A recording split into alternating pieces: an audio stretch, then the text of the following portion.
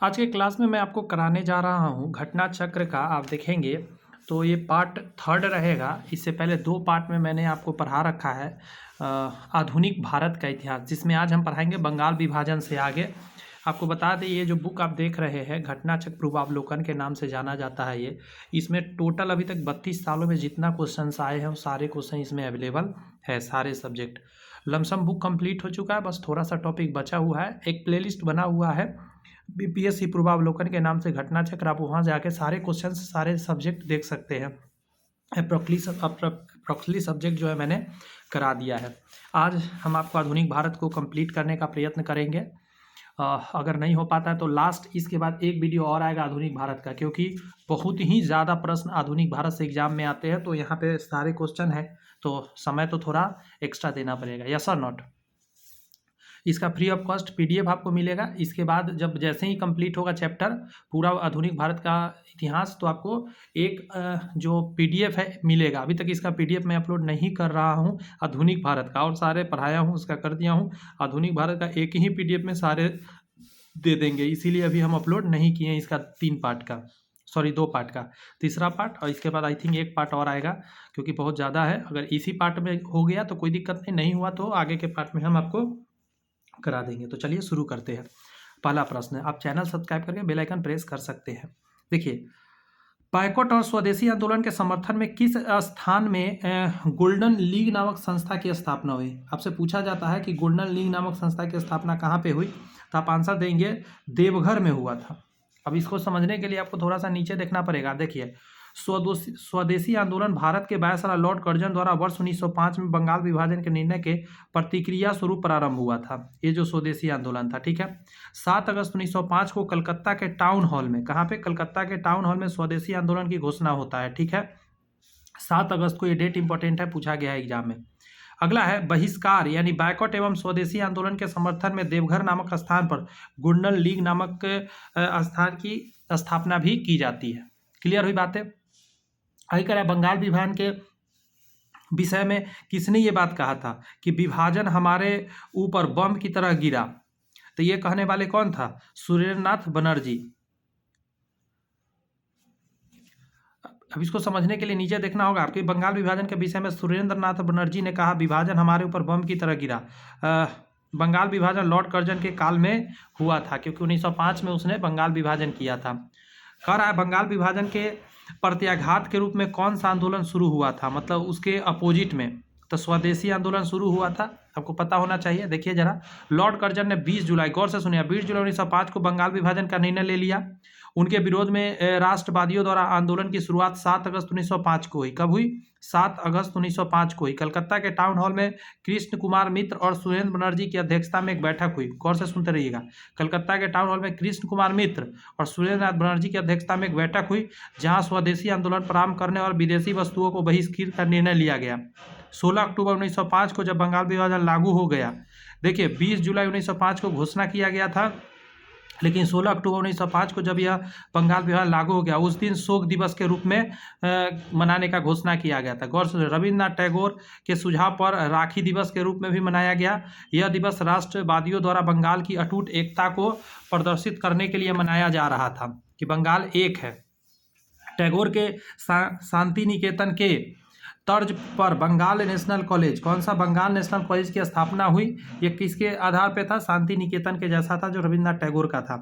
यह बहुत कम समय में पूरे देश में अनेक राष्ट्रीय विद्यालयों की स्थापना हो गई, बहुत जल्दी जल्दी। कराया अगस्त 1906 में राष्ट्रीय शिक्षा परिषद का गठन भी हो गया, समझे। स्वदेशी आंदोलन में आत्मनिर्भरता, आत्मविश्वास का नारा दिया गया।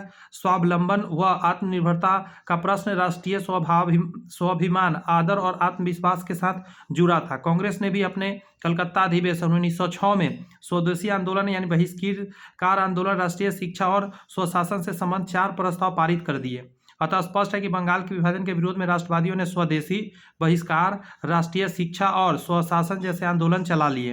वर्ष 1920 के नागपुर अधिवेशन में CR दास ने गांधी जी के असहयोग प्रस्ताव को पेश कर दिया। आगे आइए, कहा जा रहा है प्रथम बार संघर्ष के तरीकों के रूप में स्वदेशी एवं बहिष्कार किसके द्वारा अपनाया गया था? तो ये अपनाने वाला कोई और नहीं, बंगाल विभाजन के समय का ये बात है।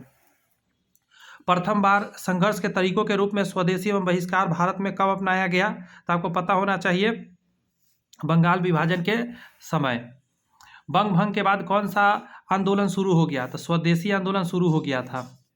आगे का रहा है वर्ष 1905 में बंगाल के विभाजन के समय भारत का वायसराय कौन था, तो लॉर्ड कर्जन था भारत का वायसराय। आगे का रहा है इनमें से किस काल में स्वदेशी आंदोलन का भारत में उत्थान हुआ था, तो आंसर हो जाएगा बंगाल विभाजन के विरोधी आंदोलन के रूप में हुआ था उत्थान। बंगाल विभाजन की घोषणा की गई थी, तो घोषणा हुआ था आपको पता होना चाहिए 19 जुलाई 1905 को, और लागू जो हुआ था आपको पता होना चाहिए कब लागू हुआ था, 16 अक्टूबर 1905 को लागू हुआ था। यहाँ देख लीजिए डिटेल में कि बंगाल विभाजन का प्रस्ताव 3 दिसंबर 1903 को ब्रिटिश संसद में रखा गया था। कब? 3 दिसंबर 1903 को करा। इसकी औपचारिक घोषणा 20 जुलाई, कुछ शर्तों में 19 जुलाई भी दिया जाता है, ठीक है, 20 या 19 जुलाई 1905 दी गई। इसका उद्देश्य बंगाल प्रेसिडेंसी में फैल रहे राष्ट्रवाद की विभाजन करना था। बंगाल विभाजन 16 अक्टूबर 1905 को प्रभावी हुआ। इस दिन रविन्द्रनाथ टैगोर ने रक्षाबंधन के रूप में मनाया, शोक दिवस के रूप में भी मनाया गया। बंगाल का विभाजन प्रभावी हुआ था, तो प्रभावी कब से हुआ, तो प्रभावी हो जाएगा आपका 16 अक्टूबर 1905 से प्रभावी होगा, और घोषणा होगा पता ही है 20 जुलाई या 19 जुलाई कह सकते हैं। लॉर्ड कर्जन द्वारा 1905 में किया गया बंगाल विभाजन की किस वर्ष रद्द हुआ था, ये जाकर रद्द हुआ था 1911 में। बहुत इंपॉर्टेंट क्वेश्चन में है, डिटेल यहाँ से आप पढ़िए। कह रहा है दिसंबर, कब? दिसंबर 1911 में ब्रिटिश सम्राट जॉर्ज पंचम और महारानी मैरी के भारत आगमन पर उनके स्वागत हेतु दिल्ली में एक दरबार का आयोजन किया गया। दिल्ली दरबार में ही 12 दिसंबर 1911 को सम्राट ने बंगाल विभाजन को रद्द की घोषणा किया। साथ ही कलकत्ता की जगह दिल्ली को भारत की राजधानी बनाए जाने की घोषणा भी कर दिया। घोषणा के अनुरूप बंगाल को एक नए प्रांत के रूप में पुनर्गठित किया गया। उड़ीसा और बिहार को इससे अलग कर दिया गया। असम को एक नए प्रांत बनाया गया जैसा कि उसकी स्थिति 1874 में थी, तथा सिलहट को इसमें जोड़ दिया गया। सिलहट जोड़ा गया और असम को एक अलग प्रांत के रूप में बना दिया गया, और इसमें अलग उड़ीसा एवं बिहार को कर दिया गया। देखिए बंगाल वर्ष 1905 में विभाजित हुआ, जिसके विरोध के फलस्वरूप यह दोबारा विभाजित हुआ।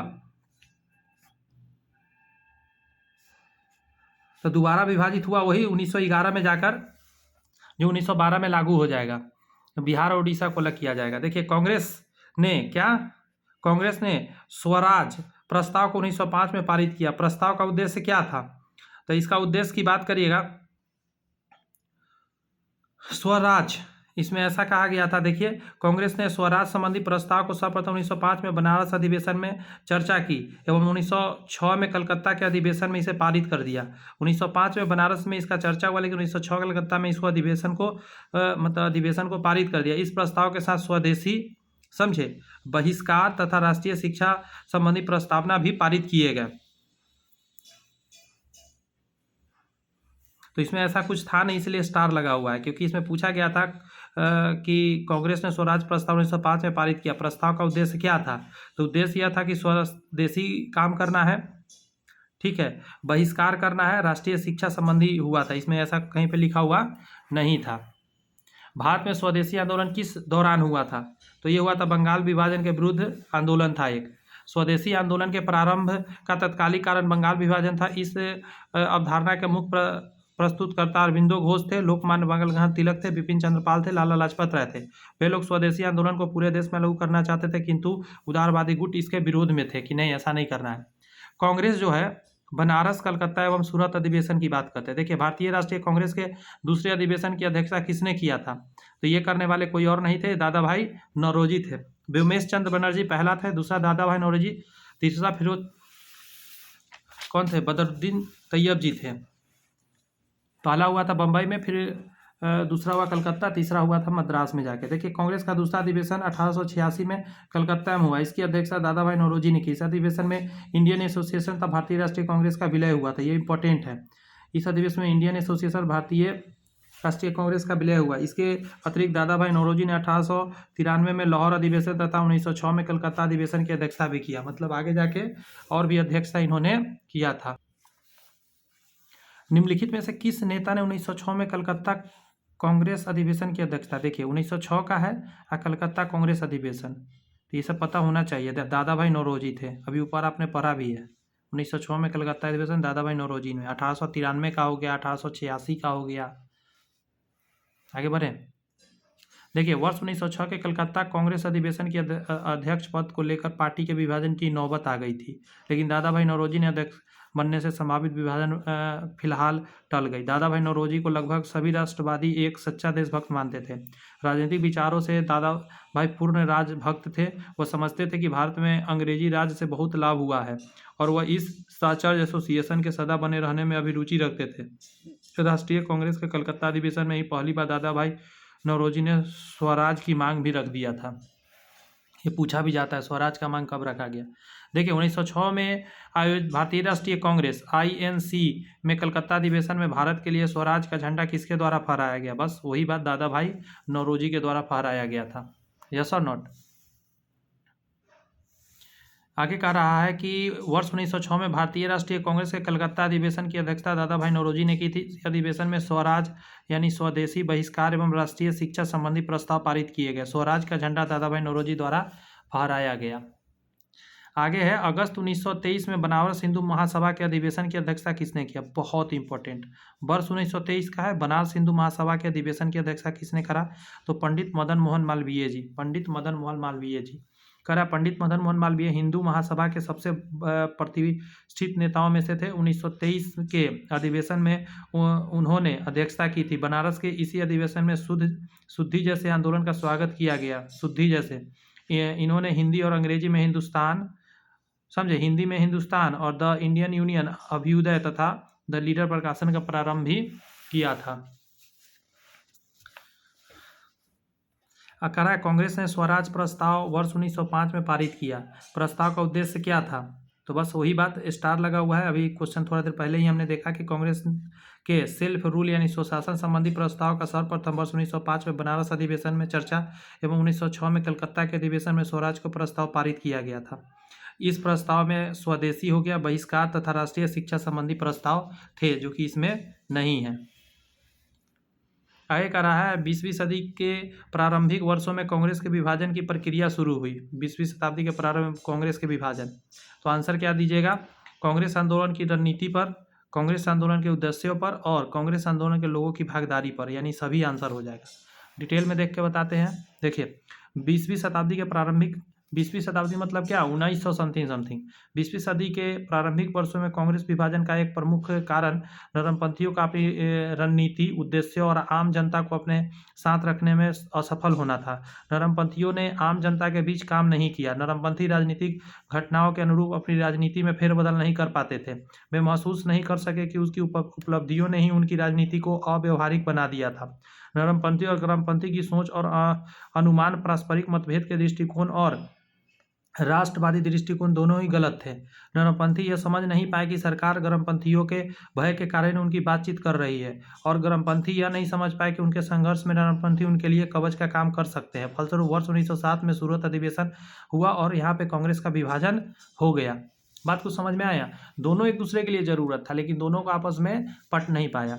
बंगाल के विभाजन को किसके कार्यकाल में वापस कर लिया गया? तो वापस करने का काम किसके? हार्डिंग के समय हुआ था, लॉर्ड हार्डिंग के समय। कर्जन के समय विभाजन हुआ और हार्डिंग के समय इसको वापस ले लिया गया।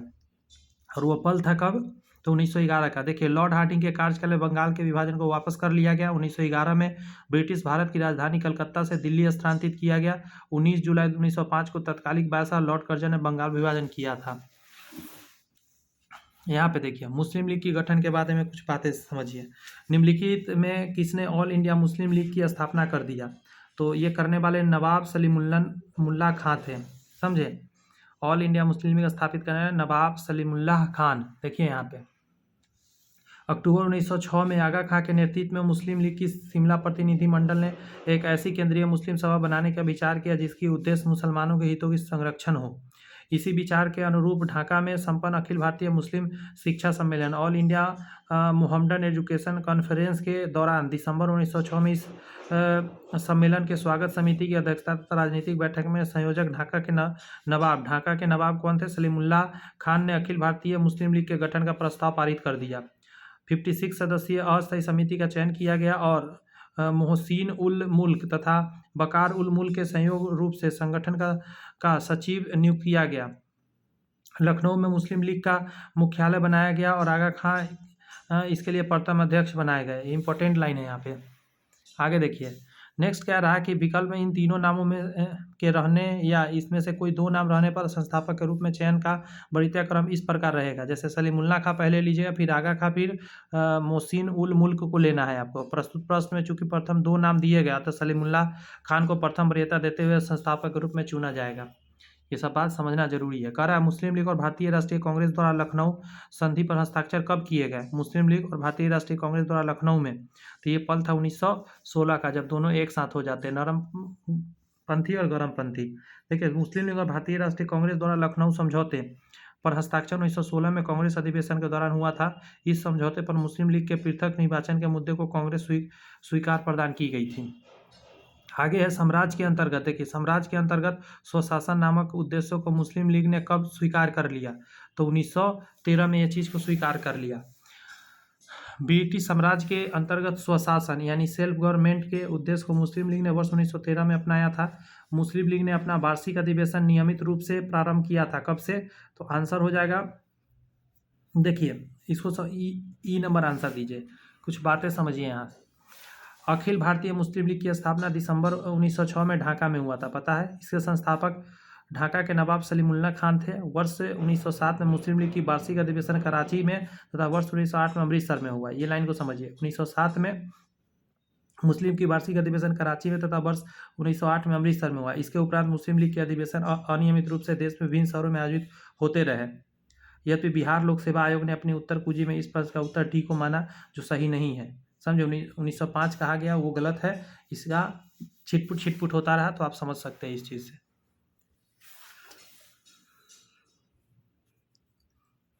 1906 में मिंटो से शिमला में मिले मुसलमानों के शिष्टमंडल के प्रार्थना की, क्या चीज़ के बारे में की? तो मुसलमानों के लिए पृथक निर्वाचन वर्ग का मांग कर दिया था। 1906 में मिंटो से मिला जब शिमला में। तो 1 अक्टूबर 1906 को आगा खां के नेतृत्व में मुसलमानों का एक शिष्टमंडल तत्कालिक वायसराय लॉर्ड मिंटो से शिमला में मिला।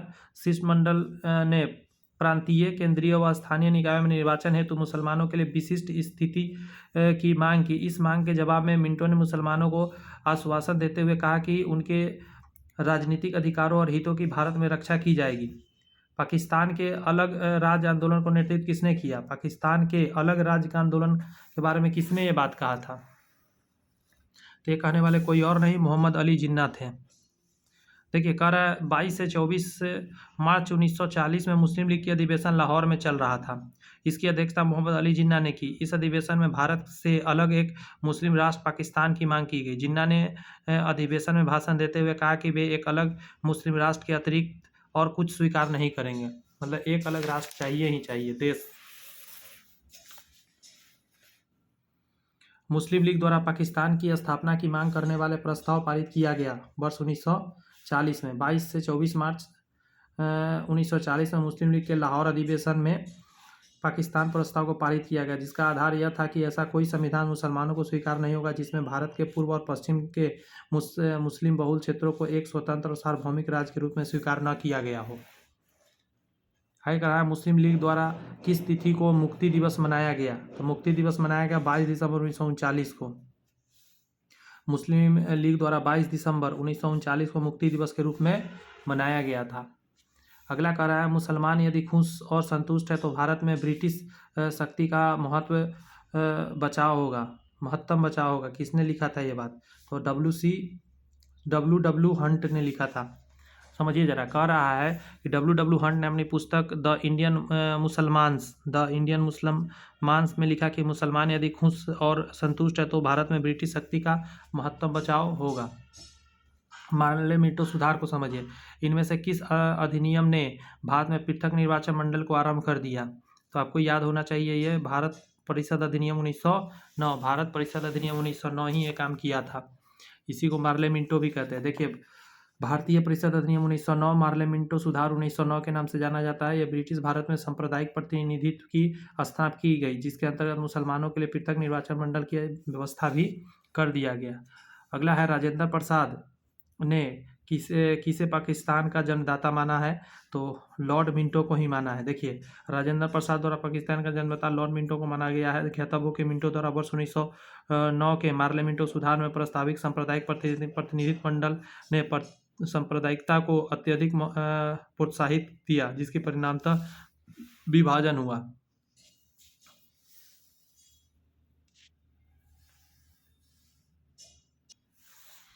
यहाँ पे कह रहा है कि ब्रिटिश शासन के दौरान बिहार के एक अलग प्रांत का दर्जा किस वर्ष प्राप्त हुआ, तो 1912 में प्राप्त हुआ था। दिसंबर 1911 में ब्रिटिश सम्राट जॉर्ज पंचम और महारानी मैरी के भारत आगमन के उसके स्वागत दिल्ली में एक दरबार लगाया गया। ठीक है, दिल्ली दरबार में ही सम्राट विभाजन को रद्द कर दिया, जो बंगाल विभाजन था। साथ ही बिहार और उड़ीसा को बंगाल से अलग कर दिया गया और ये विभाजन वर्ष 1912 में लागू हुआ। 1 अप्रैल 1936 को उड़ीसा बिहार से अलग हुआ। 1 अप्रैल 1936 को बिहार अलग हुआ था, उड़ीसा अलग हो गया था बिहार से। भारत की राजधानी कलकत्ता दिल्ली से कब बदली गई थी, ये 1912 में ही हुआ था। देखिए, वर्ष 1912 में भारत की राजधानी कलकत्ता से दिल्ली स्थानांतरित की गई। राजधानी परिवर्तन की घोषणा जो होता है 1911 में की गई थी। अंग्रेजों ने राजधानी को दिल्ली कब स्थानांतरित किया, तो बस वही बात 1912 में, और घोषणा 1911 में हुआ था। यहाँ पे कह रहा है कब बिहार पहली बार ब्रिटिश से शासित भारत के तहत बंगाल प्रेसिडेंसी से अलग हुआ था, तो आंसर हो जाएगा 1912 में हुआ था, उड़ीसा के साथ। कांग्रेस का लखनऊ अधिवेशन, तो भारतीय राष्ट्रीय कांग्रेस ने 1916 के लखनऊ अधिवेशन में किसने बिहार के नील उगानों वाले प्रश्न प्रस्तुत कर दिया था, तो वो व्यक्ति था राजकुमार शुक्ल था। भारतीय राष्ट्रीय कांग्रेस के 1916 के लखनऊ अधिवेशन में बिहार में नील उगाने वाले प्रश्न चंपारण के कृषक राजकुमार शुक्ल ने प्रस्तुत किया था। उन्होंने गांधी जी से भेंट कर उनसे चंपारण आने की आग्रह भी किया था। भारतीय राष्ट्रीय कांग्रेस के किस अधिवेशन में चंपारण समस्या चर्चा का विषय बना रहा, तो आंसर हो जाएगा आपका क्या, 1916। कब, 1916, वो पल था लखनऊ का। इसका आंसर आपको ई देना पड़ेगा। देख लीजिए, कह रहा है वर्ष 1916 में लखनऊ में आयोजित कांग्रेस के अधिवेशन में राजकुमार शुक्ल ने चंपारण के किसान के प्रतिनिधि के रूप में चंपारण समस्या को लेकर गांधी जी से मुलाकात की। गांधी जी चंपारण आने वाले अनुरोध किया था।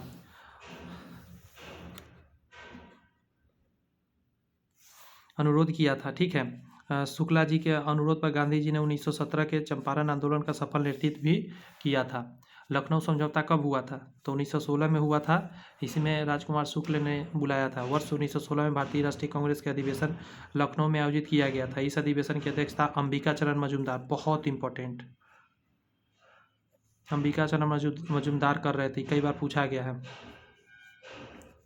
ठीक है, इस अधिवेशन में कांग्रेस एवं मुस्लिम लीग मध्य समझौता हुआ था। इसके अतिरिक्त कांग्रेस गरम दल एवं नरम दल के मध्य भी समझौता हुआ था। तो 3-4 चीज़ एक साथ हुआ था इसमें।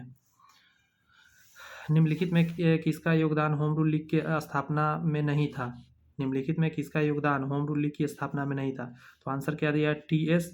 अलकाट।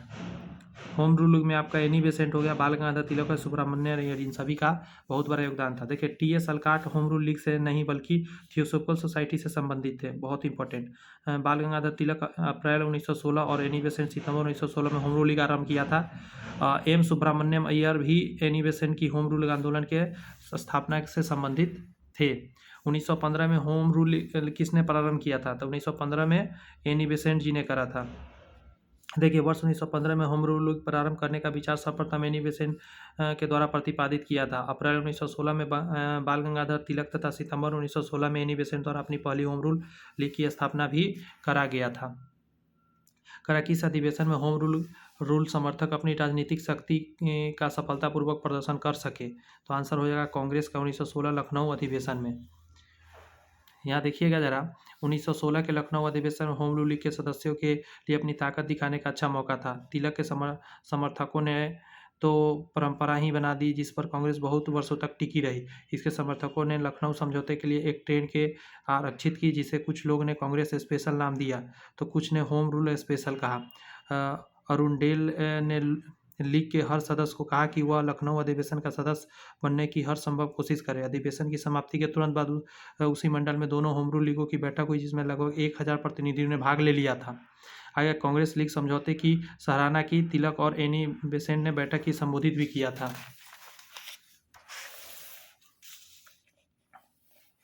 सेशन कैसा लग रहा है आप कमेंट्स में मुझे बताइए कि आपको सच में लगा कि हाँ ये जो चल रहा है बहुत अच्छा सेशन है आपके लिए। आगे करा होम रूल आंदोलन भारत के स्वतंत्रता आंदोलन के एक नए चरण के आरंभ का घोतक था, क्योंकि इसने देश के सामने स्वशासन मतलब सेल्फ गवर्नमेंट की एक ठोस योजना रखी थी। समझ लीजिए जरा, होम रूल आंदोलन के दोनों नेताओं तिलक और एनी बेसेंट की निगाह स्वराज के अर्थ लगभग एक जैसा ही था। ब्रिटिश साम्राज्य के अंतर्गत स्थानीय, प्रांतीय और केंद्रीय स्तर पर उत्तरदायी शासन एवं प्रशासन की अधिकाधिक व्यवस्था की जाए, जैसे गैरों द्वारा शासित डोमिनियन दर्ज प्राप्त अन्य ब्रिटिश उपनिवेशों में थी, यथा कनाडा और ऑस्ट्रेलिया में भी ऐसा ही था। आगे गांधी एवं उसके प्रारंभिक आंदोलन। महात्मा गांधी पर चंपारण सत्याग्रह के लिए कब अभियोग चलाया गया? समझिए, चंपारण सत्याग्रह के लिए उन पर अभियोग चलाया गया तो वो चलाया गया था 1917 में ही। देखिए, वर्ष 1917 में महात्मा गांधी पर चंपारण सत्याग्रह के लिए अभियोग चलाया गया था। गांधी जी ने सत्याग्रह का पहला बड़ा प्रयोग वर्ष 1917 में बिहार के चंपारण जिले में किया था। एन.जी. रंगा ने महात्मा गांधी को चंपारण सत्याग्रह का विरोध किया था, जबकि रविंद्रनाथ टैगोर ने चंपारण सत्याग्रह दौरान उन्हें महात्मा की उपाधि भी दिया था।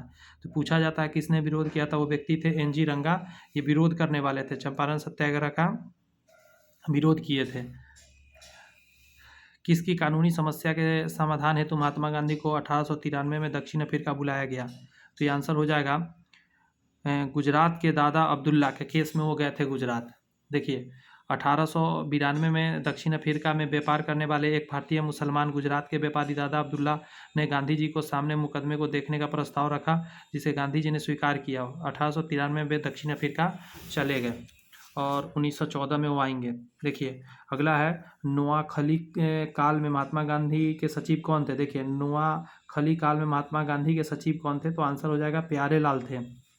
नोआखली काल में प्यारे लाल महात्मा गांधी के सचिव थे। उनकी बहन डॉक्टर सुशीला नैयर गांधी जी की व्यक्तिगत चिकित्सक थी। प्यारे लाल ने गांधी जी के दांडी मार्च में महत्वपूर्ण भूमिका अदा किया था। अगला, निम्न में से कौन सा भारत में गांधी जी का प्रथम सत्याग्रह आंदोलन था जिसमें उन्होंने सविनय अवज्ञा आंदोलन प्रारंभ किया था? समझे, तो वो आंसर हो जाएगा चंपारण ही था। देखिए, चंपारण आंदोलन 1917 में भारत में गांधी जी का प्रथम सत्याग्रह आंदोलन था। उन्होंने सविनय अवज्ञा का प्रयोग किया था। 19वीं सदी के प्रारंभ में बिहार के चंपारण पर चलित तीनकठिया जो पद्धति थी उसके विरोध में इस सत्याग्रह प्रारंभ किया गया था। चंपारण सत्याग्रह उपरांत गांधी जी ने इसका प्रयोग 1918 में अहमदाबाद कॉटन मिल मालिकों और मजदूरों के प्लेग बोनस को लेकर छिड़े विवाद में हस्तक्षेप किया था। 1918 में ही गुजरात के खेरा में किसानों की नष्ट हुई फसलों के बावजूद ब्रिटिश सरकार द्वारा लगान में छूट न देने का महात्मा गांधी ने उसमें भी सत्याग्रह प्रारंभ किया था। ज्ञातव्य हो कि महात्मा गांधी द्वारा रॉलेट सत्याग्रह का प्रारंभ वर्ष 1919 में ब्रिटिश सरकार के पारित रॉलेट एक्ट के विरोध में भी किया गया था। ये सारी बात को आप याद रखेंगे। निम्नलिखित में से महात्मा गांधी का भारत में पहला सत्याग्रह कब था? तो आंसर क्या दिया? चंपारण में किया गया था 1917 में। आगे है, गांधी जी को चंपारण आने का आमंत्रण किसने दिया था? तो आंसर क्या हो जाएगा? राजकुमार शुक्ल ने 1916 के अधिवेशन में ही। देखिए, अफ्रीका से जनवरी 1915 में लौटने के बाद गांधी जी अपना प्रथम सत्याग्रह बिहार में चंपारण जिले से 1917 में किया था। 1916 में चंपारण के एक किसान राजकुमार शुक्ल ने गांधी जी को लखनऊ में भेंट और उन्हें चंपारण आने का आग्रह भी किया। चंपारण का मामला बहुत पुराना था। 19वीं सदी के समाप्त होते होते जर्मन के रासायनिक रंगों ने बाजार में नील का स्थान ले लिया। फलस्वरूप चंपारण के यूरोपीय बागान में मालिक ने नील की खेती बंद करने के लिए विवश हो गए। किसान भी नील की खेती से छुटकारा पाना चाहते थे। गोरे बागान मालिक ने किसानों की मजबूरी का फायदा उठाकर उन्हें अनुबंध से मुक्त करने के लिए लगान व अन्य गैर कानूनी करों को दर बनाने की मनाने ढंग से बढ़ा दी। इसमें किसानों ने इस उत्पीड़न के विरोध में गांधी जी के चंपारण आने को प्रारंभ किया। सत्याग्रह गांधी जी ने प्रारंभ किया। कहा कि अगर तुम नहीं तीन कठिया प्रणाली को अपनाओगे, मतलब 20 भाग में से 3 भाग पे तुम नील नहीं करोगे खेती, तो उससे टैक्स फैक्स एक्स्ट्रा लेने लगा। आगे रहा, चंपारण में इंडिगो ने किसानों की दशा की ओर गांधी जी का ध्यान किसने आकर्षित किया? तो राजकुमार शुक्ल जी ने आकर्षित किया था। आगे है, किसने यूरोपियन नील बागान मालिकों द्वारा किसानों के शोषण के तरफ गांधी जी का ध्यान आकर्षित करवाया? राजकुमार शुक्ल ने। गांधी जी को विशेष रूप से चंपारण आने और वहां के कृषकों की दयनीय स्थिति को देखने के लिए अनुग्रह किसने किया? तो राजकुमार शुक्ल ने। आगे कह रहा है कि चंपारण आने के लिए किसने गांधी जी निर्णय लिया था? तो राजकुमार शुक्ल ही थे। एक ही क्वेश्चन बहुत तरह से घुमा के अभी तक पूछा गया है। देखिए आगे कर रहा है, राजकुमार शुक्ल ने किस नेता को बिहार आने और उनके आंदोलन को नेतृत्व प्रदान करने को कहा था? तो आंसर क्या हो जाएगा? आंसर ई हो जाएगा, महात्मा गांधी आंसर होगा।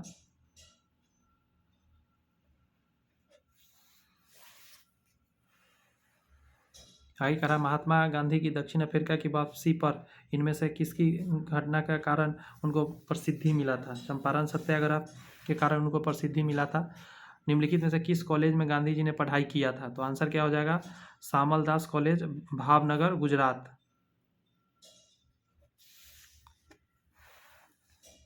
महात्मा गांधी भारत के स्वतंत्रता आंदोलन में एक प्रमुख नेता थे। उनकी प्रारंभिक शिक्षा पोरबंदर में संपन्न। उन्होंने हाई स्कूल की शिक्षा राजकोट स्थित अल्फ्रेड हाई स्कूल से प्राप्त की। इसके उपरांत उन्होंने भावनगर स्थित श्यामला दास आर्ट कॉलेज में अपना नामांकन करवाया। इसके उपरांत उन्होंने यूनिवर्सिटी कॉलेज लंदन से लॉ का पढ़ाई भी करा था।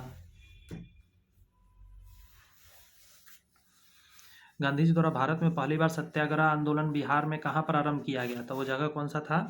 चंपारण था। जी हाँ, आप सही सोच रहे हैं, चंपारण था।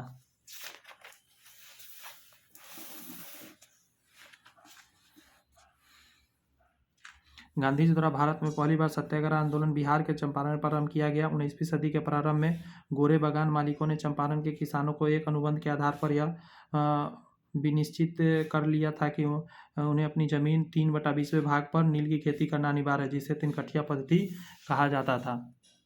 बिहार के कौन से स्थान में गांधी जी ने अपना प्रथम सत्याग्रह किया था? तो आंसर हो जाएगा चंपारण। चंपारण नील आंदोलन के राष्ट्रीय नेता कौन थे? तो आंसर हो जाएगा महात्मा गांधी। चंपारण आंदोलन मुख्यतः किसके विरोध में था? तो वो था ब्रिटिश, एक मिनट, ये हो जाएगा नकदी फसल।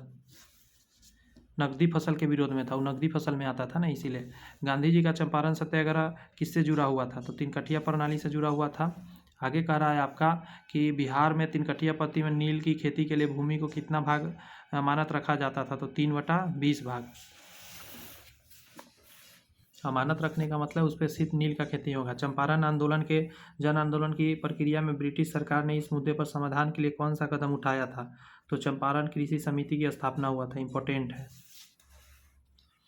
चंपारण सत्याग्रह 1917 के समाधान के लिए ब्रिटिश सरकार ने चंपारण की कृषि स्थितियों की जांच करने के लिए जांच समिति नियुक्त किया। गांधी जी को इस समिति का एक सदस्य के रूप में चुना गया। जांच समिति की सिफारिश के आधार पर ब्रिटिश सरकार ने वर्ष 1918 में चंपारण कृषि अधिनियम 1918 पारित किया। इस अधिनियम के अंतर्गत चंपारण कृषि समिति की स्थापना भी किया गया। गांधी जी ने भारतीय राजनीति में प्रवेश कब किया? तो चंपारण आंदोलन से किया था। महात्मा गांधी ने सर्वप्रथम किस आंदोलन में भाग लिया? तो चंपारण में भाग लिया। उसके बाद बारदोली, उसके बाद अहमदाबाद, फिर खेरा। 1917 में चंपारण सत्याग्रह का नेतृत्व किसने किया? तो महात्मा गांधी जी ने किया था। राजकुमार शुक्ल ने लखनऊ में 1916 में मुलाकात चंपारण के लिए कहा किया। चंपारण किसान आंदोलन का नेतृत्व करने के लिए गांधी जी 9 अप्रैल 1917 को प्रस्थान कर 10 अप्रैल को पटना पहुंचे थे। ये इंपॉर्टेंट है। 9 अप्रैल को निकले थे, 10 अप्रैल को पटना पहुंचे थे। आगे कह रहा है चंपारण आंदोलन में कौन सा संबंधित नहीं है? तो याद रखिएगा, इसमें जेबी कृपलानी, एक मिनट, जयप्रकाश नारायण इससे संबंधित, अनुग्रह नारायण सिंह और जेबी कृपलानी, राजेंद्र प्रसाद, सभी इससे संबंधित व्यक्ति थे। चंपारण आंदोलन 1917 में गांधी जी के साथ राजकुमार शुक्ल थे, राजेंद्र प्रसाद थे, अनुग्रह नारायण सिंह थे, जेबी कृपलानी, महादेव देसाई थे, नरसी पारेख आदि ने भाग लिया। जयप्रकाश नारायण चंपारण आंदोलन से संबंधित नहीं थे। 1917 में चंपारण सत्याग्रह कौन संबंधित नहीं है? तो बस वही बात हो जाएगा। इसमें राम मनोहर लोहिया जो है ये संबंधित नहीं है। राजकुमार शुक्ल और जेबी कृपलानी, राजेंद्र प्रसाद संबंधित थे।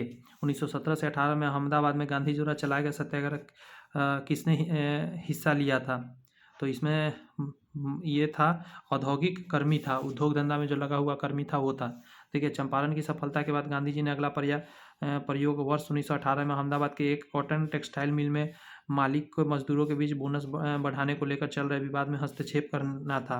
यह विवाद प्लेग बोनस को लेकर था। प्लेग का प्रकोप खत्म होने के बाद मालिक इसे समाप्त करना चाहते थे, जबकि मजदूर इसे बरकरार रखने की मांग कर रहे थे। उत्पादक लागत, मुनाफा और मजदूरों के जीवन निर्वाह खर्च गहराई से अध्ययन करने के बाद गांधी जी घोषणा की कि मजदूर 35% बोनस मिलना चाहिए। मिल मालिकों को गठित ट्रिब्यूनल ने इसकी बात मान ली थी। बाद में 1918 में अहमदाबाद में मिल मालिकों और मजदूरों के मत विवाद में किसने हस्तक्षेप किया? तो महात्मा गांधी जी ने।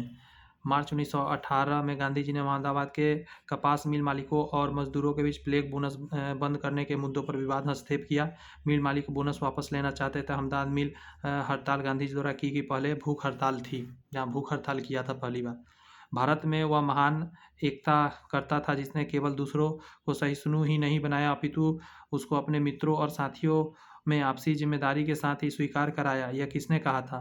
तो ये कहने वाला कोई और नहीं, पंडित जवाहरलाल नेहरू थे।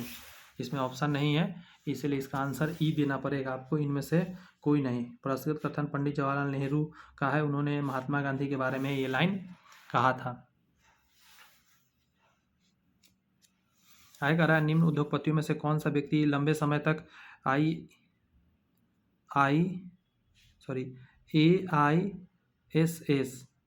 के खजांची रहे तथा सन 1930 में जेल भी चले गए? तो व्यक्ति थे जमनालाल बजाज। सेठ जमनालाल बजाज गांधी जी के निकट सहयोगी में से थे। वे लंबे समय तक भारतीय राष्ट्रीय कांग्रेस के कोषाध्यक्ष थे। वे वर्ष 1923 में नागपुर झंडा सत्याग्रह में भाग लेने के लिए तथा पुनः वर्ष 1930 में सविनय अवज्ञा आंदोलन के दौरान जेल गए थे। बिहार का वह रसोईया जिसने 1917 में महात्मा गांधी की हत्या के प्रयास को विफल कर भोजन में मिले जहर की उनकी जान बचाई थी, तो उसका नाम था बट्टक मियाँ या बत्तख मियाँ कहा जाता है।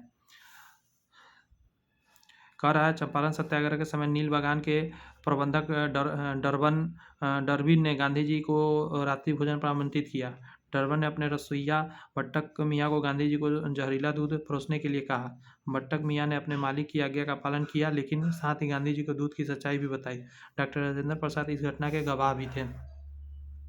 किसने चंपारण सत्याग्रह के दौरान बिहार में गांधी जी की जान बचाई थी? तो व्यक्ति थे बत्तख मियाँ। अगला है निम्नलिखित में से किस आंदोलन महात्मा गांधी ने भूख हड़ताल को हथियार के रूप में बनाया था? ये था अहमदाबाद मिल मजदूर का जब कहानी चल रहा था उसी समय, यानी डी आंसर हो जाएगा इसका। अहमदाबाद मिल हड़ताल जो 1918 में दौरान महात्मा गांधी ने पहली बार भूख हड़ताल 3 दिन के हथियार के रूप में प्रयोग किया था। निम्नलिखित में से किस सत्याग्रह आंदोलन में गांधी जी ने प्रत्यक्ष रूप से भाग नहीं लिया था? तो वो था बायकॉम सत्याग्रह में। राजकोट सत्याग्रह में लिया था, खेरा में लिया था, असहयोग में। बायकॉम सत्याग्रह में नहीं लिया था। देखिए बायकॉम के मंदिर प्रवेश सत्याग्रह में गांधी जी ने प्रत्यक्ष रूप से भाग नहीं लिया था, जबकि खेरा सत्याग्रह, राजकोट सत्याग्रह और असहयोग आंदोलन में स्वयं गांधी जी ने पहुंचकर भाग लिया था। स्वाधीनता आंदोलन के दौरान महात्मा गांधी के करीबी अंग्रेज कौन थे? तो जो व्यक्ति सबसे करीब था उनका नाम था रेबडेज चार्ल्स एंड्रयूज थे। यहाँ देखिए कह रहा है चार्ल्स एंड्रयूज, दीनबंधु एंड्रयूज जिनको बोला जाता है, सेंट स्टीफन कॉलेज दिल्ली में प्रधानाध्यापक थे। भारतीयों से इनका गहरा लगाव था और वह हर तरह से भारतीय बनना चाहते थे। रविन्द्रनाथ टैगोर, गोपाल कृष्ण गोखले, महात्मा गांधी से इनके घनिष्ठ संबंध थे। ये दक्षिण अफ्रीका के फिनिक्स आश्रम में गांधी जी के साथ रहे थे। गांधी जी ने ही गरीबों के प्रति इनकी निरंतर चिंता को देखते हुए इन्हें दीनबंधु की उपाधि भी दे दिया था। एंड्रयूज वर्ष 1925 से 1927 में ऑल इंडिया ट्रेड यूनियन मतलब ऑल इंडिया ट्रेड यूनियन के अध्यक्ष भी रहे थे। गोलमेज सम्मेलन में भाग लेने के लिए वह गांधी जी के साथ लंदन भी गए थे एंड्रयूज साहब। महात्मा गांधी के राजनीतिक गुरु कौन थे? तो इसमें नहीं है, गोपाल कृष्ण गोखले थे। देखिए जनवरी 1915 में महात्मा गांधी भारत लौटे। भारत आने पर उनका संपर्क गोपाल कृष्ण गोखले से हुआ, जिन्होंने गांधी जी को अपना राजनीतिक गुरु बना लिया था। आगे कह रहा है ऑल इंडिया हरिजन संघ की स्थापना 1932 में किसके द्वारा की गई? तो आपको पता होना चाहिए महात्मा गांधी जी ने ही किया था। BR अम्बेडकर से कन्फ्यूज नहीं होइएगा, महात्मा गांधी। वर्ष 1932 में महात्मा गांधी द्वारा ऑल इंडिया हरिजन संघ की स्थापना की गई। पहले इस संगठन का नाम अस्पृश्यता निवारण संघ था, ठीक है। 1933 में इसका नाम परिवर्तित करके ऑल इंडिया हरिजन संघ कर दिया गया था। ब्रिटिश का भर्ती सार्जेंट की उपाधि प्रथम विश्व युद्ध के दौरान भारत सरकार को अपने सहयोग के देने के लिए किसे प्राप्त किया गया था? ये महात्मा गांधी को कहा गया था कि यहाँ से युद्ध में भेजा गया था सैनिक महात्मा गांधी की इजाज़त पे। देखिए प्रथम विश्व युद्ध में महात्मा गांधी ने भारत में ब्रिटिश सरकार का सहयोग करने का निर्णय लिया, क्योंकि उन्होंने यह उम्मीद था कि प्रथम विश्व युद्ध के बाद समाप्ति के बाद ब्रिटिश सरकार भारतीयों को स्वशासन का अधिकार प्रदान करेगी। इस सहयोग के कारण उन्हें ब्रिटिश का भर्ती सार्जेंट कहा गया था। सर्वोदय शब्द का सर्वप्रथम प्रयोग किसने करा? तो वो महात्मा गांधी थे। सर्वोदय अच्छा शब्द है, देखिएगा। सर्वोदय संस्कृति के दो शब्दों सर्व मतलब सबका तथा उदय मतलब उत्थान से मिलकर बना है। सर्वोदय शब्द का प्रयोग सर्वप्रथम महात्मा गांधी ने किया था वर्ष 1908 में जॉन रस्किन की पुस्तक ऑन टू दिस लास्ट के अनुवादन में इसका प्रयोग किया गया। इसका उद्देश्य सभी के अंदर स्वाधीनता और समानता की भावना का विकास करना था। आगे क्वेश्चन है, मुंगेर के बरहिया ताल विरोध का उद्देश्य क्या था? मुंगेर के बरहिया ताल का विरोध का उद्देश्य क्या था? तो ये क्या होता है, बकास भूमि की वापसी की मांग। समझिए यहाँ पे कह रहा है मुंगेर के बरहिया ताल विरोध का उद्देश्य बकास भूमि की वापसी की मांग था। यह आंदोलन वर्ष 1936 से 38 में कार्यानंद शर्मा के नेतृत्व में चलाया गया था। बहुत इंपॉर्टेंट में ये जाएगा क्वेश्चन। 1875 के दक्कन के दंगों को तत्कालिक कारण क्या था? तो आंसर क्या दीजिए, महाजनों के द्वारा ऊंची ब्याज दर। समझे, दक्कन के दंगों द्वारा। इसको डिटेल में समझिए। देखिए 1875 के दक्कन विद्रोह के अनेक कारण थे, जैसे महाजनों द्वारा ऊंची ब्याज दर और कृषकों को अस्थायी रूप से कर्जदार होना। भू राजस्व की ऊंची ब्याज दर, कृषकों की अशिक्षा और गरीबी के कारण उनके खेत घर आदि गिरवी रखकर ऋण पत्र पर उनसे हस्ताक्षर करवाना और न्याय व्यवस्था की जटिल एवं खर्चीला प्रणाली के कारण किसानों का अपने हितों की रक्षा करने में विफलता। इसी परिस्थिति में 1875 से 76 ईस्वी अकाल ने कृषकों के ऋण संशोधन क्षमता को पूरी तरह खत्म कर दिया। दूसरी तरफ भूमि के मूल्यों में गिरावट के कारण साहूकार ऋणों की वसूली में शीघ्रता करने लगे। इस तरह महाजनों के द्वारा ऊंची ब्याज दर पर वसूली दक्कन विरोध के तत्कालिक कारण बन गया। बिहार लोक सेवा आयोग ने विकल्प बी सही माना था। क्लियर है। आगे करा, किस प्रदेश के ग्रामीण क्षेत्रों में एका आंदोलन चलाया गया था? तो आंसर क्या हो जाएगा, अवध के क्षेत्र में एका आंदोलन। बहुत आसान है। वर्ष 1921 से 22 में अवध के किसानों ने एका नाम से आंदोलन चलाया। यह आंदोलन हरदोई, बहराइच, सुल्तानपुर, बाराबंकी एवं सीतापुर क्षेत्र में केंद्रित था। एका आंदोलन के प्रमुख नेता मदारी पासी था। बहुत इंपॉर्टेंट इसीलिए है ये।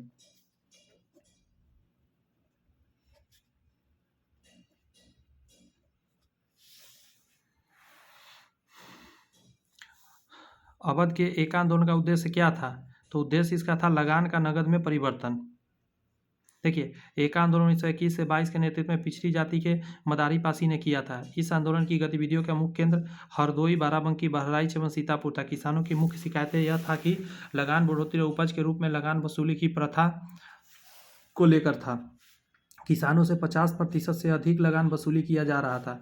जमींदारों के गुर्गे यानी ठेकेदार किसानों को प्रताड़ित किया करते थे। एक आंदोलन का राष्ट्रवादियों द्वारा निर्धारित अहिंसक नीतियों का विश्वास कम था। फलस्वरूप राष्ट्रवादी नेता आंदोलन से अलग थलग पड़ गए और आंदोलन के दूसरे राह पकड़ ली। इस आंदोलन में सरकार को लगान देना बंद नहीं किया गया, बल्कि आंदोलनकारियों की प्रमुख मांग थी बढ़ती महंगाई के कारण लगान का नकद में रूपांतरण किया जाए। नाई धोबी बंद सामाजिक बायकॉट का एक स्वरूप था जो 1919 में था। नाई धोबी बंद मतलब दाढ़ी केस करने वाला और धोबी मतलब कपड़ा धोने वाला बंद कर देना। देखिए, किसानों द्वारा प्रतापगढ़ जिले में चलाया गया था यह आंदोलन। समझिए इस चीज़ को। वर्ष 1919 के अंतिम दिनों में किसानों का संगठित विद्रोह खुलकर सामने आया। अवध के प्रतापगढ़ जिले की एक जागीर में नाई धोबी बंद सामाजिक बहिष्कार संगठित कार्रवाई की पहली घटना थी। यहाँ पे ध्यान दीजिएगा, झिंगुरी सिंह और दुर्गापाल सिंह ने इसमें महत्वपूर्ण भूमिका निभाई। लेकिन जल्दी ही आंदोलन एक नए चेहरा उभर कर बाबा रामचंद्र, जिन्होंने आंदोलन की बागडोर ही नहीं संभाली अपितु उसे और मजबूत और जुझारू बनाया। बाबा रामचंद्र जो है, मूल नाम श्रीधर बलवंत जोधपुरकर का जन्म ग्वालियर के एक छोटे से गांव ब्राह्मण परिवार में हुआ था। कुछ स्रोतों के अनुसार उनका जन्म महाराष्ट्र में हुआ था। वर्ष 1920 के मध्य में एक नेता के रूप में वो उभरे और उन्होंने अवध के किसानों को संगठित करना शुरू कर दिया। उनमें संगठन की अद्भुत क्षमता थी। 1920 में उनके प्रयासों से प्रतापगढ़ में अवध किसान सभा गठन भी हो गया। ये खास रहा। यदि नील की खेती करने से छूट चाहते हो तो नील के किसानों को कौन सी क्षतिपूर्ति कर देना पड़ता था? तो उसको बोलते थे तवान। बहुत इंपॉर्टेंट क्वेश्चन है, समझिए उस चीज़ को। देखिए, किसानों को अपनी ज़मीन से कम 3/20 भाग पर नील की खेती करना उन यूरोपीय मालिकों द्वारा तय दामों पर बेचना पड़ता था। इसे 3 कठिया पत्ती भी कहा जाता था। यदि नील की खेती करने में छूट चाहते हो तो नील के किसानों को क्षतिपूर्ति कर देना पड़ता था, जिसे तवान कहा जाता था। और तवान बहुत ज़्यादा था, जो हर कोई देना संभव नहीं था। स्वामी सहजानंद का संबंध किससे था? तो ये था संबंध बिहार की किसान आंदोलन से। सहजानंद सरस्वती बहुत अच्छे से जुड़े थे। कहा जा रहा है स्वामी सहजानंद ने बिहार के प्रांतीय किसान सभा की स्थापना की 1929 में। कह रहा है कि वे अखिल भारतीय किसान सभा 1936 वाला के प्रमुख नेता भी थे। उनका संबंध बिहार के किसान आंदोलन से था। उनके कृषि सुधार कार्यक्रम का प्रस्तावित लक्ष्य जमींदारी प्रथा का उन्मूलन तथा कृषकों के मालिकाना अधिकार दिलाना था। किसानों की प्रति इनकी समर्पित सेवाओं के कारण उन्हें किसान प्राण कहा जाने लगा था। बिहार प्रांतीय किसान सभा का गठन किसने किया था? तो वो करने वाला थे स्वामी सहजानंद सरस्वती। बहुत इंपॉर्टेंट है, डिटेल देखिएगा जरा। कह रहा है कि बिहार में किसान आंदोलन की शुरुआत स्वामी सहजानंद सरस्वती के नेतृत्व में हुआ। सहजानंद सरस्वती ने 1929 में बिहार प्रांतीय किसान सभा की स्थापना की। बिहार प्रांतीय किसान सभा की स्थापना की। इस सभा का विस्तार बिहार गांवों में करने से उन्हें कार्यानंद शर्मा ने मतलब साथ दिया, राहुल संकृत्यान ने साथ दिया, पंचानंद शर्मा, यदुनंदन शर्मा आदि वामपंथी नेताओं के सहयोग मिला था। बिहार किसान सभा से कौन जुड़ा हुआ था? तो आंसर क्या दीजिएगा? एक से ज़्यादा व्यक्ति जुड़े हुए थे। स्वामी सहजानंद थे, राहुल संकृत्यान थे, यदुनंदन शर्मा, कार्यानंद शर्मा, ये सभी थे। यहाँ देखिए कह रहा है स्वामी सहजानंद निम्न में से किससे संबंधित है? तो बिहार के किसान आंदोलन से। आगे आपका कि स्वामी सहजानंद सरस्वती ने एक पत्रिका का प्रकाशन किया जिसका नाम क्या था? तो उसका नाम था हुंकार। बहुत इंपॉर्टेंट है, हुंकार नाम से उन्होंने एक पत्रिका संपादन किया था। देखिए लिखा गया स्वामी सहजानंद सरस्वती आधुनिक भारत के प्रमुख कृषक नेता थे। उन्होंने हुंकार नामक पत्रिका प्रकाशित करा था। किसान क्या करे किसने लिखा था? लिखने वाले स्वामी सहजानंद सरस्वती ही थे, समझे। किसान क्या करे नामक पुस्तक 20वीं सदी ईस्वी के प्रख्यात किसान नेता स्वामी सहजानंद सरस्वती ने लिखा था। इनमें से कौन बिहार में किसान आंदोलन के साथ जुड़े थे? तो आंसर क्या हो जाएगा? राजेंद्र प्रसाद जी जुड़े हुए थे। देखिए यहाँ क्या लिखा है कि राजेंद्र प्रसाद बिहार में किसान आंदोलन से जुड़े थे। वे सितंबर 1946 में गठित अंतरिम सरकार में खाद्य एवं कृषि मंत्री और संविधान सभा के अध्यक्ष भी थे। संविधान लागू होने के बाद भारत के प्रथम राष्ट्रपति भी ये बने थे। किसान नेता मोतीलाल तेजावत संबंधित है। मोतीलाल तेजावत, तो आंसर क्या हो जाएगा? मेवाड़ के भील आदिवासी आंदोलन से संबंधित है मोतीलाल तेजावत। किसान नेता मोतीलाल तेजावत मेवाड़ के भील आदिवासी आंदोलन से संबंधित है। उन्होंने बनवासी संघ की स्थापना की। वर्ष 1920 में दशक में इनके आंदोलन का नेतृत्व भी किया था इन्होंने। 1937 से लेकर 1938 के दौरान बिहार में बकास्त आंदोलन, बहुत इंपॉर्टेंट है, बकास्त आंदोलन किसके द्वारा आयोजित किया गया था? तो स्वामी सहजानंद सरस्वती द्वारा ही किया गया था। डिटेल देखेंगे। 1937 से 38 के मध्य बिहार में बकास्त आंदोलन के प्रमुख नेता स्वामी सहजानंद सरस्वती थे। बकास्त का अर्थ होता है स्वयं का जोता हुआ। प्रायः जमींदार बकास्त भूमि में काश्तकारों को देख बेदखल कर देते थे और उन्हें आंदोलन के दौरान किसानों ने बेदखली के विरुद्ध संघर्ष भी किया था। मुझे पूरा विश्वास है आपको सेशन बहुत ज़्यादा पसंद आ रहा होगा। डायरेक्ट एग्जाम में पूछा हुआ क्वेश्चन है तो फिर इससे बेहतर क्या हो सकता है। मैं दोस्त इधर उधर की बातें नहीं करता हूँ वीडियो में, तो ऐसा नहीं कि वीडियो छोड़कर जाया करें। आप लोग पूरा वीडियो देखें, यही आपको नौकरी तक आसानी से पहुँचाएगा। बस आप चैनल सब्सक्राइब करके बेल आइकन प्रेस कर लीजिए और प्लेलिस्ट को देखिए। हर तरह के बुक को मैंने पढ़ा दिया है फ्री ऑफ कॉस्ट में। कह रहा अखिल भारतीय किसान सभा के प्रथम सत्र की अध्यक्षता किसने करा था? तो वो करने वाले स्वामी सहजानंद ही थे। देखिए अप्रैल 1936 में लखनऊ में अखिल भारतीय किसान कांग्रेस की स्थापना हुई जिसका नाम बदलकर अखिल भारतीय किसान सभा कर दिया गया। बिहार प्रांतीय किसान सभा के लड़ाकू संस्थापक स्वामी सहजानंद सरस्वती इसके अध्यक्ष और आंध्र में किसान आंदोलन के अगुआ तथा कृषि क्षेत्र की समस्या को विचार एनजी रंगा महासचिव चुने गए थे। फैजपुर में कांग्रेस सत्र के साथ अखिल भारतीय किसान कांग्रेस का भी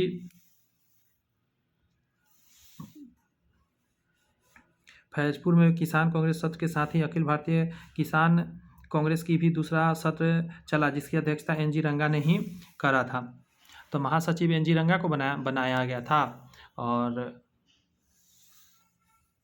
जो सचिव थे वो तो पता चल ही गया। अध्यक्ष जो थे वो आपके स्वामी सहजानंद थे। 1 मिनट लाइन पर रहिएगा, थोड़ा कैमरा मूव करेगा, कैमरा को चार्ज में लगाते हैं, वो चार्ज में लगा हुआ है। अगला अखिल भारतीय किसान कांग्रेस का गठन किया गया तो अखिल भारतीय 1936 में, बिहार प्रांतीय 1929 वाला। 1936 में लखनऊ में अखिल भारतीय किसान सभा का प्रथम अध्यक्ष किसे चुना गया? तो ये स्वामी सहजानंद सरस्वती को। महासचिव एनजी रंगा को। ये क्या थे?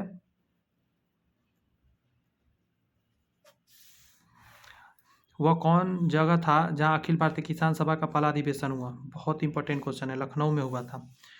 अखिल भारतीय किसान सभा का पहला अधिवेशन 1936 में लखनऊ में आयोजित किया गया। अखिल भारतीय किसान सभा की स्थापना भारतीय स्वतंत्र संग्राम के दौरान किसानों के अधिकार के हित की रक्षा के लिए किया गया था। निम्नलिखित में से किस एक कांग्रेसी नेता ने प्रथम अखिल भारतीय किसान सभा में भाग ले लिया था? तो वो लेने वाले थे जवाहरलाल नेहरू, बहुत इंपॉर्टेंट है, कांग्रेसी नेता है लेकिन इसमें इन्होंने भाग लिया था। वही कह रहा है अखिल भारतीय किसान सभा जो 1936 था, इसमें जवाहरलाल नेहरू ने भी संबोधित किया था। इसी अधिवेशन में स्वामी सहजानंद सरस्वती को इसी सभा का अध्यक्ष और एन जी रंगा को महासचिव चुना गया था। स्वामी सहजानंद सरस्वती ने भूमि और जल मार्ग के राष्ट्रीयकरण की मांग की, साथ ही अखिल भारतीय संयुक्त किसान सभा का गठन किया। तो उनकी मृत्यु से ठीक पहले ये काम किया था। अखिल भारतीय किसान सभा का गठन स्वामी सहजानंद सरस्वती द्वारा किया गया, 1936 में किया गया। 1949 मृत्यु के कुछ समय पूर्व सहजानंद ने ऑल इंडिया यूनाइटेड किसान सभा का गठन किया था। इस संगठन की मूलभूत मांग भूमि, जल मार्ग, ऊर्जा और संपत्ति के सभी स्रोतों को राष्ट्रीयकरण करना था। आगे है साराबंदी आंदोलन। साराबंदी आंदोलन 1922 में किसने प्रारंभ करा था? तो वो करने वाले सरदार वल्लभ भाई पटेल जी थे। समझिए इस चीज़ को, एकदम ये यूनिक क्वेश्चन है। गुजरात के सूरत जिले में स्थित बारदोली में वर्ष 1928 के बाद राजनीतिक गतिविधियों का केंद्र बन गया। बारदोली के मेहता बंधुआ कल्याण जी और कुंवर जी तथा दयाल जी देसाई ने किसानों के समर्थन में 1928 में आंदोलन किया। बाद में इसका नेतृत्व सरदार वल्लभ भाई पटेल ने किया। पटेल के नेतृत्व में वर्ष 1928 में कोई कर नहीं मतलब साराबंदी आंदोलन चलाया गया। ज्ञातव्य है कि कर न अदायगी का आंदोलन गांधी जी ने असहयोग आंदोलन के दौरान 1922 में बारदोली से चलाने के विचार बनाया था, लेकिन चौरा चौरी घटना के कारण यह योजना स्थगित कर दी गई। बिहार लोक सेवा आयोग त्रुटिवश शराबबंदी आंदोलन कर न अदायगी तिथि 1928 के स्थान 1922 लिखा, जो गलत है। मतलब ये क्वेश्चन 1922 नहीं लिख के यहाँ लिखना था 1928। क्लियर है? आगे है बारदोली सत्याग्रह का सफल नेतृत्व किसने किया?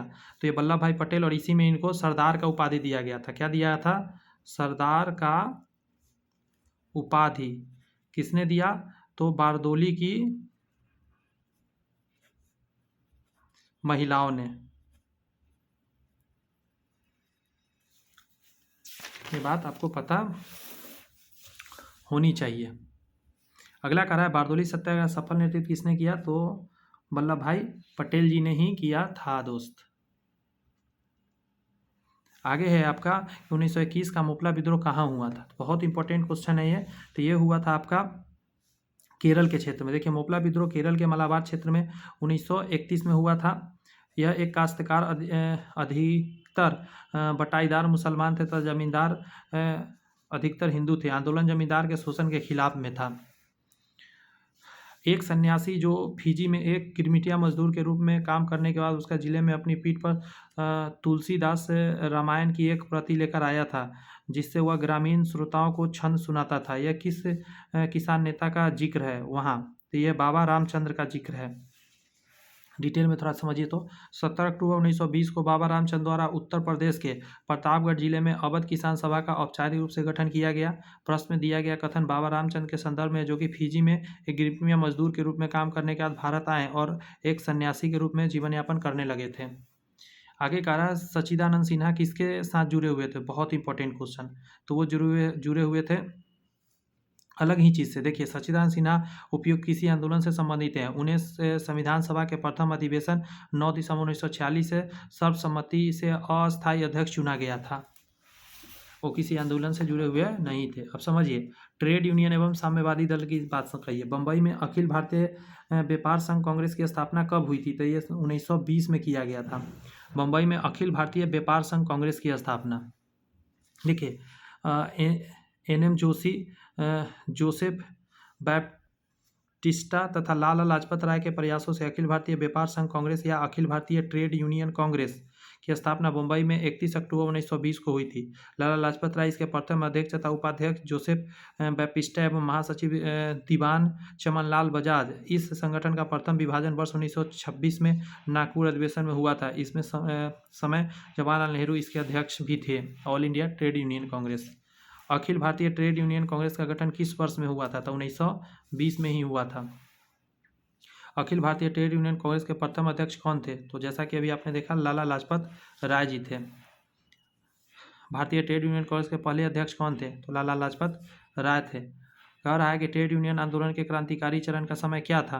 तो समय में क्या 1926 से लेकर 1939 को क्रांतिकारण था, जब 1926 में टूट भी होता है। ट्रेड यूनियन आंदोलन का क्रांतिकारण समय 1926 से लेकर 1939 तक माना जाता है। इस दौरान एन.एम. राय, मुजफ्फर अहमद, श्रीपद ए डांगे, शौकत उस्मानी आदि भारत के ट्रेड यूनियन आंदोलन के प्रमुख नेता भी थे। भारत की कम्युनिस्ट पार्टी और राष्ट्रीय स्वयंसेवक संघ की स्थापना के क्रम से सबसे करीबी वर्ष पहचानिए। तो देखिए, कम्युनिस्ट पार्टी और राष्ट्रीय स्वयंसेवक संघ, तो इसका होगा 1925 में कम्युनिस्ट पार्टी, और 1925 में ही दोनों काम हुआ था। भारतीय कम्युनिस्ट पार्टी और राष्ट्रीय स्वयंसेवक संघ की स्थापना 1925 में क्रमशः एक कानपुर में हुआ था, एक नागपुर में हुआ था। कम्युनिस्ट इंटरनेशनल का सदस्य बनने वाले पहले भारतीय कौन थे? तो एम.एन. राय थे। कम्युनिस्ट इंटरनेशनल की स्थापना वर्ष 1919 में Vladimir Ivanovich Ulyanov, Vladimir Lenin और रूसी पार्टी बोल्शेविक के द्वारा की गई थी। एन.एम. राय लेनिन के नियंत्रण में मॉस्को गए तथा कम्युनिस्ट इंटरनेशनल के सदस्य बने। कम्युनिस्ट इंटरनेशनल के सदस्य बनने वाले पहले भारतीय भी यही थे, एन.एम. राय। रॉलेट एक्ट और जलियांवाला बाग हत्याकांड 1919 से रिलेटेड क्वेश्चन देखिए। रॉलेट एक्ट भारत में लागू किया गया था, तो आंसर क्या हो जाएगा? सन 1919 में। कह रहा है भारत में बढ़ रही क्रांतिकारी गतिविधियों को कुचलने के लिए सरकार ने 1917 में न्यायाधीश सिडनी रॉलेट की अध्यक्षता में एक समिति गठित किया, जिसका उद्देश्य आतंकवाद को कुचलने के लिए एक प्रभावी योजना का निर्माण करना था। इसके सुझाव और मार्च 1919 में पारित विधेयक में रॉलेट एक्ट के नाम से जाना गया। रॉलेट अधिनियम के द्वारा अंग्रेजों सरकार जिसको चाहे जब चाहे बिना मुकदमा चलाए जेल में बंद कर सकती थी। इसीलिए इस कानून को बिना वकील, बिना अपील और बिना दलील का कानून कहा गया। रॉलेट एक्ट का भारतीय राष्ट्रीय कांग्रेस से विरोध किया, क्योंकि इसका लक्ष्य क्या था? लक्ष्य था व्यक्तिगत स्वतंत्रता को सीमित करना। कोई व्यक्ति का मतलब व्यक्ति डर के रहे, सीधी बात। मार्च 1919 में केंद्रीय विधान परिषद में पास हुआ विधेयक रॉलेट एक्ट के नाम से जाना गया, जिसके अनुसार अंग्रेजी सरकार जिसको चाहे जब चाहे बिना मुकदमा चलाए जेल में बंद कर सकती थी। इस कानून द्वारा व्यक्तिगत स्वतंत्रता को नियंत्रित करने का प्रयास किया गया था। प्रथम विश्व युद्ध के दौरान किस ब्रिटिश नीति का उद्देश्य भारत में असहमति को दबाना और नागरिक स्वतंत्रता को कम करना था? तो बस रॉलेट एक्ट ही है ये। कह रहा है कि रॉलेट एक्ट मार्च 1919 में पारित किया गया, परंतु रॉलेट एक्ट के बीज 1915 में बोए गए थे, जब प्रथम विश्व युद्ध के दौरान उपनिवेश विरोधी गतिविधि पर अंकुश लगाने के लिए दमनकारी भारत रक्षा अधिनियम लागू किया गया था। कह रहा है जलियांवाला बाग नरसंहार किस गांधीवादी सत्याग्रह के संबंध में हुआ था? तो रॉलेट सत्याग्रह के समय ही हुआ था। कह रहा है अखिल भारतीय राजनीति में गांधी जी का पहला साहसिक कदम रॉलेट एक्ट के विरुद्ध सत्याग्रह था। ठीक है। कह रहा है रॉलेट एक्ट मार्च 1919 में लागू किया गया था, जिसके विरुद्ध गांधी जी ने 6 अप्रैल 1919 को देशव्यापी हड़ताल का आयोजन किया गया था। जलियांवाला बाग में 13 अप्रैल 1919 को शांतिपूर्ण जनसभा लेफ्टिनेंट जनरल डायर ने नरसंहार करवा दिया। मतलब जो भी व्यक्ति वहाँ थे सबको मरवा दिया। जलियांवाला बाग हत्याकांड कब हुआ था? तो 13 अप्रैल 1919 को हुआ था। डेट याद रखिएगा। जलियांवाला बाग में प्रदर्शन के लिए क्यों लोग जमा हुए थे?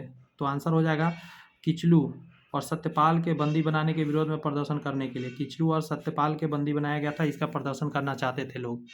देखिए, रॉलेट एक्ट के बढ़ते विरोध को देखते हुए सरकार ने गांधी जी तथा कुछ अन्य नेताओं में पंजाब में प्रवेश प्रतिबंध लगा दिया, जिससे वहां की जनता का आक्रोश बढ़ गया। यह आक्रोश तब और बढ़ गया जब पंजाब के 2 लोकप्रिय नेता, जिनका नाम था डॉक्टर सत्यपाल और किचलू, को गिरफ्तार कर लिया गया। इस गिरफ्तारी और रॉलेट एक्ट का विरोध करने के लिए लोगों ने अमृतसर के जलियांवाला बाग में एक विशाल जनसभा का आयोजन किया। इस बाग में 13 अप्रैल 1919 को शांतिपूर्ण जनसभा में जनरल डायर ने नरसंहार करवा दिया। अमृतसर के जलियांवाला बाग में भीड़ कदम हुआ था। क्राउड का दमन कब हुआ था?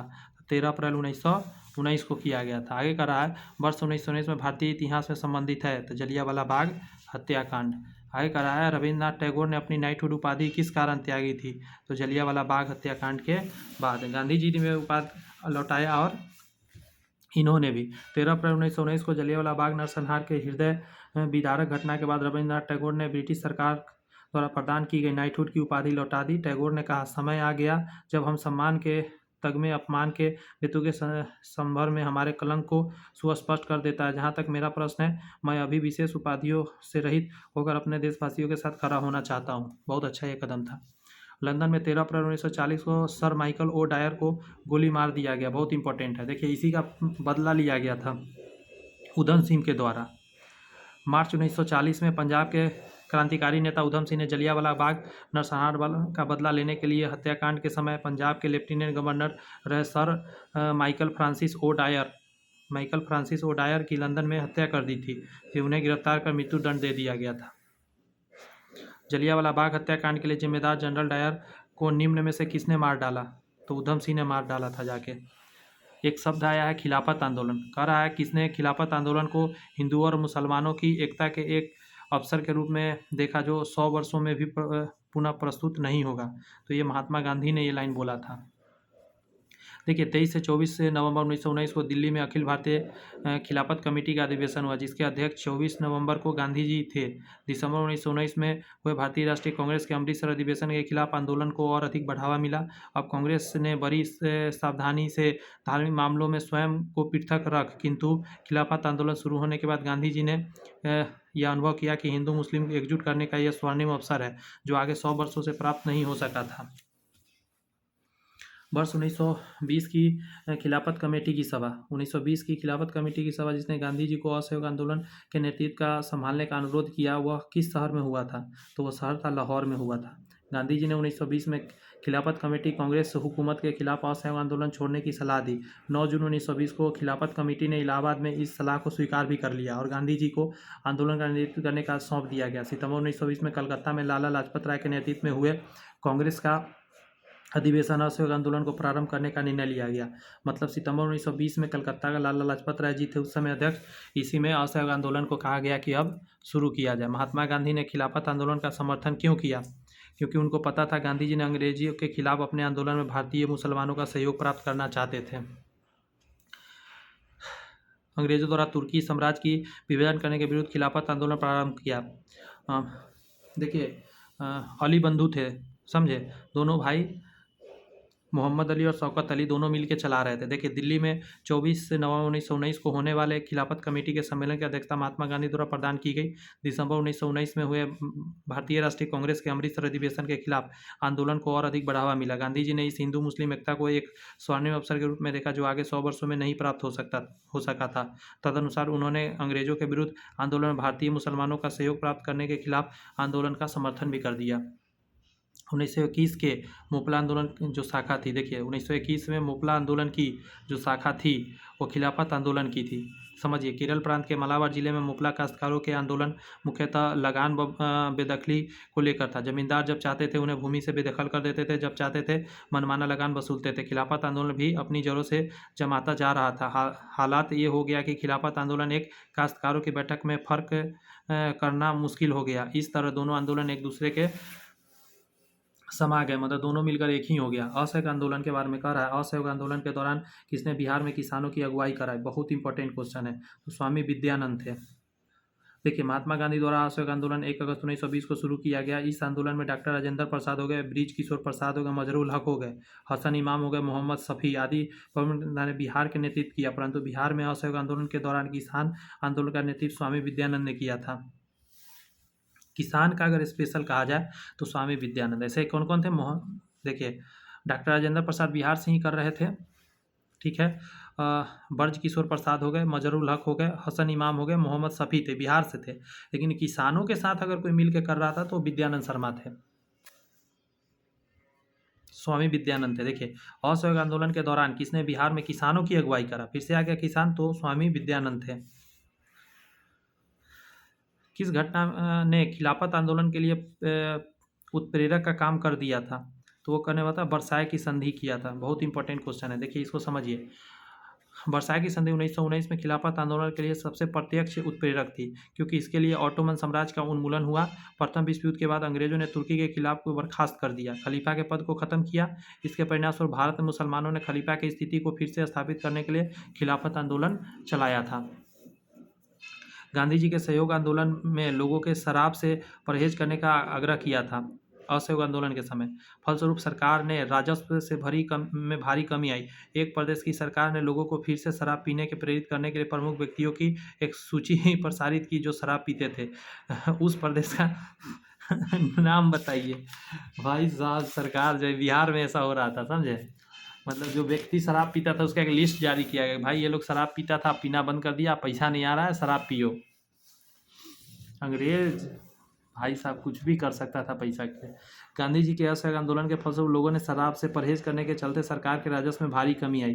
अतः बिहार एवं उड़ीसा की सरकार ने शराब के स्वास्थ्य के लिए हितकर प्रभावों को प्रचारित किया कि शरीर स्वास्थ्य के लिए अच्छा है।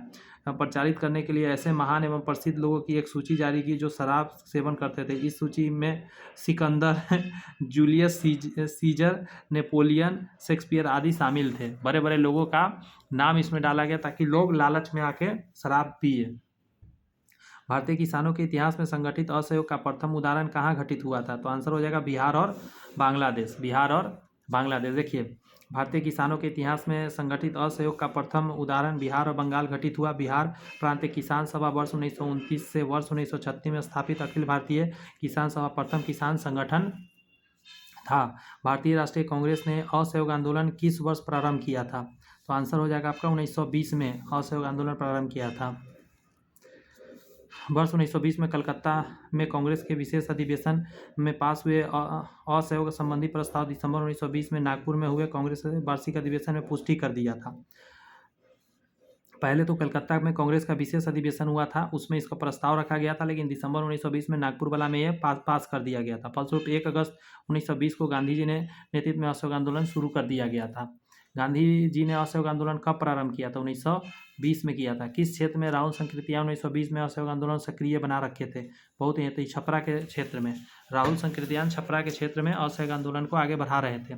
देखिए, राहुल संकृतियां 1893 से 1963 में अपनी शिक्षा बनारस से पूर्ण की। वर्ष 1912 में साधु बन गए और अपना नाम बाबा दामोदर दास रख लिया।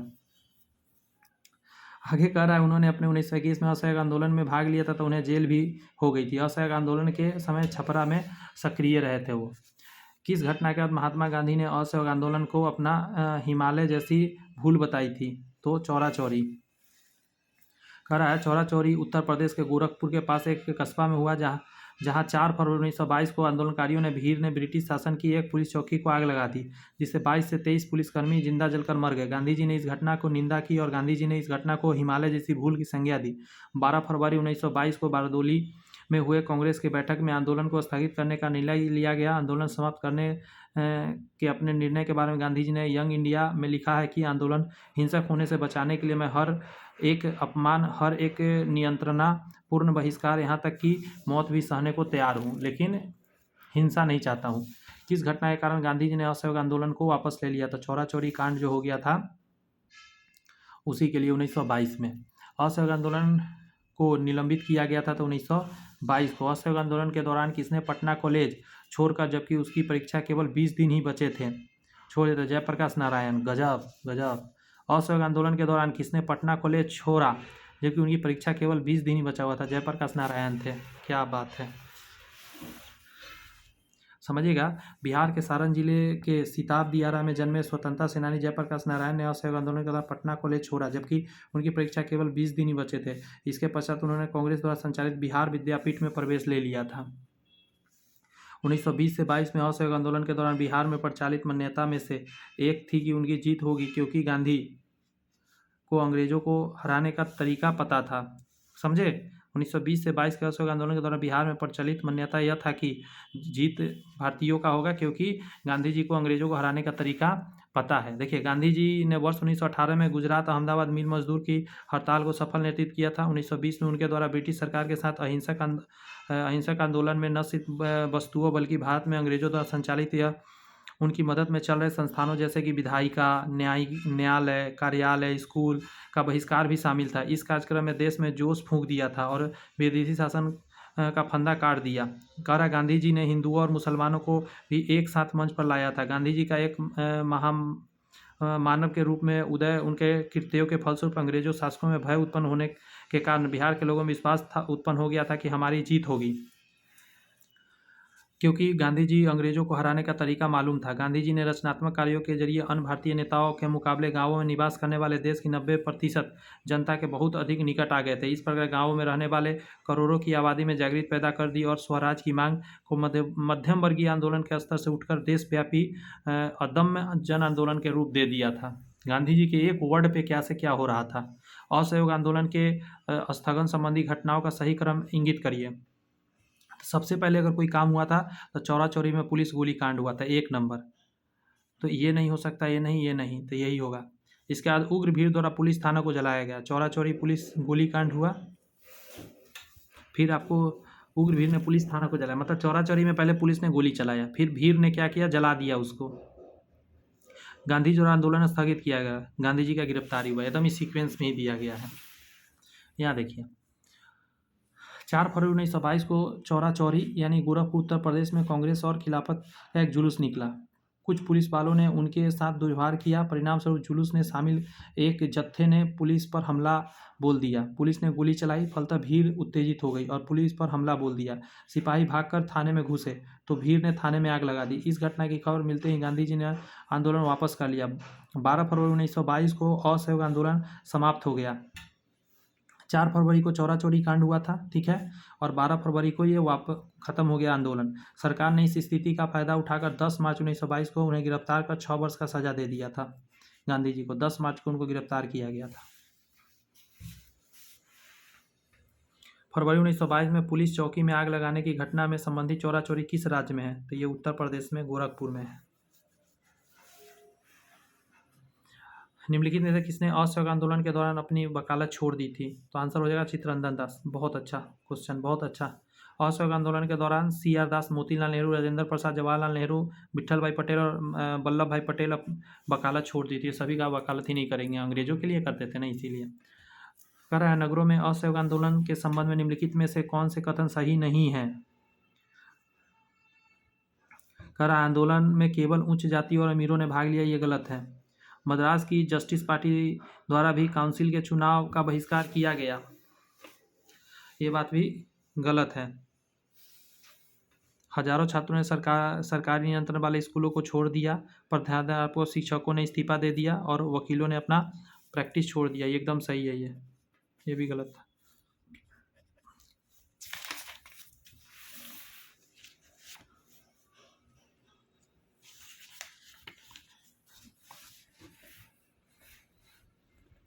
एक अगस्त 1920 को असहयोग आंदोलन की शुरुआत हुई थी। इसमें हजारों छात्रों ने सरकारी नियंत्रण वाले स्कूलों को छोड़ दिया था। प्रधानाध्यापकों और शिक्षकों ने त्याग पत्र दे दिया, वकीलों ने अपनी वकालत छोड़ दी। विदित हो कि इस आंदोलन में शहर एवं ग्रामीणों दोनों ही क्षेत्रों में लोग शामिल थे। अब यह तक कि स्वतंत्रता आंदोलन का सबसे बड़ा जन आंदोलन था। इस समय हुआ काउंसिल के चुनाव में मद्रास के जस्टिस पार्टी ने भाग लिया था तथा 63 सीट भी दर्ज कर लिया था जीत के। समझ रहे हैं। भारतीय स्वतंत्रता संग्राम के बारे में निम्नलिखित में से कौन सा कथन सही नहीं है। वर्ष 1921 में महात्मा गांधी को गिरफ्तार कर लिया गया, ये गलत है। ये 1922 में हुआ था। चौरा चौरी कांड के कारण गांधी जी ने असहयोग आंदोलन वापस ले लिया था, ये सही है। गांधी जी ने अपना पहला प्रमुख सार्वजनिक भाषण बनारस हिंदू विश्वविद्यालय में दिया था, ये भी सही है। ये दोनों बात सही है। असहयोग आंदोलन की शुरुआत 1 अगस्त 1920 को हुई थी। 4 फरवरी 1922 को चौरा चौरी कांड हुआ। 12 फरवरी 1922 को बारदोली में हुई कांग्रेस की बैठक में आंदोलन को स्थगित करने का निर्णय लिया गया। इसके पश्चात 10 मार्च 1922 को महात्मा गांधी को गिरफ्तार कर लिया गया। गांधी जी ने अपना पहला प्रमुख सार्वजनिक भाषण बनारस हिंदू विश्वविद्यालय में ही दिया था। बिहार के किस वकील ने असहयोग आंदोलन के समय अपनी लाभप्रद वकालत छोड़ दी थी, तो बहुत लोग थे, राजेंद्र प्रसाद उसमें 1 नंबर पे थे। प्रसंगत विकल्पों में असहयोग आंदोलन के दौरान राजेंद्र प्रसाद अपनी लाभप्रद वकालत छोड़ दी थी। इसके भाई महेंद्र प्रसाद द्वारा भी आंदोलन के समर्थन में राय साहब की उपाधि तथा अवैतनिक मजिस्ट्रेट के पद को त्याग दिया था। महेंद्र प्रसाद जी ने 1923 से 28 के काल में भारतीय राजनीति में क्रांतिकारी कार्यविधियों की पुनर्वृत्ति का कारण क्या था, तो गांधी जी द्वारा असहयोग आंदोलन का स्थगन था। इस समय तक बहुत मतलब स्लो हो गया था सब कुछ। देखिए वर्ष 1922 के बाद असहयोग आंदोलन के स्थगन और देश में किसी भी प्रकार की राजनीतिक गतिविधि के अभाव में बहुत ही क्षमतावान राष्ट्रवादी युवाओं को मोह भंग हो गया। ये गांधी जी के नेतृत्व और अहिंसात्मक संघर्ष की राजनीति से भी असंतुष्ट थे। गौर से सुनिए, ये रूस, चीन, आयरलैंड, तुर्की, मिस्र आदि में कहीं भी होने वाले क्रांतिकारी आंदोलन विद्रोह में अनुप्रमाणित होकर हिंसात्मक माध्यम से ब्रिटिश शासन को उखाड़ फेंकने के लिए प्रयासरत थे। इस कारण यह काल भारतीय राजनीति में क्रांतिकारी गतिविधियों की पुनरावृत्ति का काल माना जाता है, कि इसमें क्रांतिकारी गतिविधि जो है खूब हुआ। देखिए स्वराज पार्टी का गठन 1923 में कैसे हुआ था। CR दास हो गए और मोतीलाल नेहरू ने कांग्रेस के भीतर स्वराज पार्टी की उद्देश्य से बनाई थी, तो राज्य परिषदों के चुनाव में भाग लेने के लिए। देखिए, जनवरी 1923 में गया बिहार में सी आर दास और मोतीलाल नेहरू ने स्वराज पार्टी का गठन कर दिया। सी आर दास इसके अध्यक्ष तथा मोतीलाल नेहरू के महासचिव बने थे। यह पार्टी कांग्रेस के भीतर ही रहते हुए परिषदों के चुनाव लड़ने के उद्देश्य से गठित की गई थी। इसने राज्य परिषदों के साथ केंद्रीय विधान परिषद के चुनाव में भी प्रतिभाग किया और अच्छी सफलता हासिल की। इसका वास्तविक उद्देश्य इन सभाओं में प्रवेश कर अपनी बात रखना तथा सरकार के साथ असहयोग करना था। स्वराज दल की स्थापना असफलता के बाद हुई। स्वराज दल की स्थापना क्या असफलता के बाद हो गया? तो असहयोग आंदोलन असफल होने के बाद स्वराज दल बना था। असहयोग आंदोलन की असफलता के बाद स्वराज पार्टी कांग्रेस के खिलाफत स्वराज पार्टी, समझे, कांग्रेस खिलाफत स्वराज पार्टी का गठन जनवरी 1923 में सी आर दास और मोतीलाल नेहरू ने किया। सी आर दास इसके अध्यक्ष, मोतीलाल नेहरू इसके महासचिव बने थे। स्वराज पार्टी ने अपने को कांग्रेस के अभिन्न हिस्सा के रूप में प्रचारित किया, साथ ही हिंसा और असहयोग के प्रति अपनी वचनबद्धता को दोहराया भी। देखिए, स्वराज पार्टी का गठन डैश की असफलता के बाद हुआ, तो असहयोग आंदोलन की असफलता के बाद। स्वराज दल की स्थापना किसने किया? तो करने वाले व्यक्ति थे चित्तरंजन दास और मोतीलाल नेहरू। 1923 में कह रहा है स्वराज पार्टी का गठन किसने किया? तो सी आर दास और मोतीलाल नेहरू। करा बिहार में स्वराज दल का गठन किसने करा था? तो श्री कृष्ण सिंह ने किया था। समझिए, असहयोग आंदोलन की सफलता के बाद स्वराज पार्टी कांग्रेस खिलाफत स्वराज पार्टी का गठन जो है जनवरी 1923 में सी आर दास और मोतीलाल नेहरू ने किया। सी आर दास के अध्यक्ष तथा मोतीलाल नेहरू महासचिव थे। बिहार में स्वराज दल की शाखा का गठन हुआ, जिसके नेता श्री कृष्ण सिंह को बनाया गया था। काहे कह रहा है स्वराज दल की स्थापना बिहार के किसने की थी? तो वो करने वाले थे श्री कृष्ण सिंह ही थे। 31 दिसंबर 1922 को टेकोरी पैलेस में हुई बैठक में चित्तरंजन दास ने एक नई राजनीतिक पार्टी का गठन की घोषणा की, जिसका नाम कांग्रेस खिलाफत स्वराज पार्टी रखा गया। वर्ष 1923 में इसका नाम स्वराज पार्टी कर दिया गया। बिहार में स्वराज दल की स्थापना श्री कृष्ण द्वारा की गई थी। कृष्ण जी बिहार के पहले मुख्यमंत्री थे। वर्ष 1923 में स्वराज पार्टी के गठन के समूह के रूप में इसमें से किस गठन में हुआ था? तो आंसर हो जाएगा कांग्रेस में ही हुआ था, अलग नहीं था। जनवरी 1923 में इलाहाबाद में चित्तरंजन दास, नरसरी, चिंतामणि केलकर, मोतीलाल नेहरू, विट्ठल भाई पटेल ने कांग्रेस खिलाफत स्वराज पार्टी के नाम से के दल की स्थापना की, जिसके अध्यक्ष चित्तरंजन दास बनाए गए और मोतीलाल नेहरू इसके महासचिव बने थे। हमेशा सत्याग्रह के लिए तैयार और यदि आवश्यक हो तो पदों का त्याग भी देना इस आंदोलन का उद्देश्य भी था। स्वराज आम जनता के लिए होना चाहिए, केवल वर्गों के लिए नहीं। यह प्रसिद्ध सूत्र की घोषणा किसने करा? बहुत अच्छा है, ये सी आर दास का ही कहना था। देखिए, देशबंधु चित्तरंजन दास, सी आर दास ने स्वराज आम जनता के लिए होना चाहिए, केवल वर्गों के लिए नहीं, ये उन्होंने कहा था। साइमन कमीशन 1927 को समझिए। साइमन कमीशन पहली बार भारत कब आया? तो ये हो जाएगा 1928 में आया था, बना था 1927 में। वर्ष 1919 के मॉन्टेग्यू चेम्स पर सुधार 10 वर्षों की इसकी समीक्षा हेतु संवैधानिक आयोग के गठन का प्रावधान था। आयोग को यह देखना था कि यह अधिनियम व्यवहार में कहाँ तक सफल रहा था, उत्तरदायित्व शासन की दिशा में कहाँ तक प्रगति करने की स्थिति में है। किंतु ब्रिटिश की कंजर्वेटिव सरकार ने इस समीक्षा हेतु 2 वर्ष से पूर्व 8 अगस्त 1927 को ही साइमन कमीशन की नियुक्ति कर दी थी। सर जॉन साइमन की अध्यक्षता में गठित इस कमीशन में कुल 7 सदस्य थे। चूंकि इसमें सभी अंग्रेजी थे, इसीलिए कांग्रेसियों ने इसे श्वेत कमीशन कहकर विरोध किया। साइमन कमीशन 3 फरवरी 1928 को बम्बई पहुंचा था। इसका भारी विरोध हुआ था। इसी का विरोध लाला लाजपत राय पंजाब में कर रहे थे। इसी समय उनको लाठी से सर पे लग गया था और वो मर गए थे। साइमन कमीशन का गठन की घोषणा की गई थी तो 8 दिसंबर, 1 मिनट थोड़ा सा समझना होगा।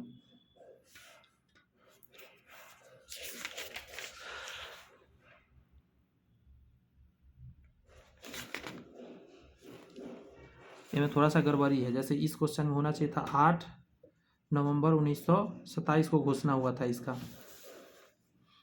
और भारत आने का अगर बात हो 3 फरवरी 1928 को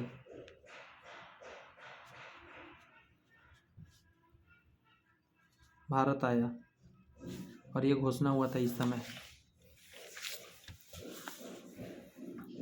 देखिए, साइमन कमीशन को किसकी अध्यक्षता में नियुक्त किया गया था? तो सर जॉन साइमन की अध्यक्षता में किया गया था।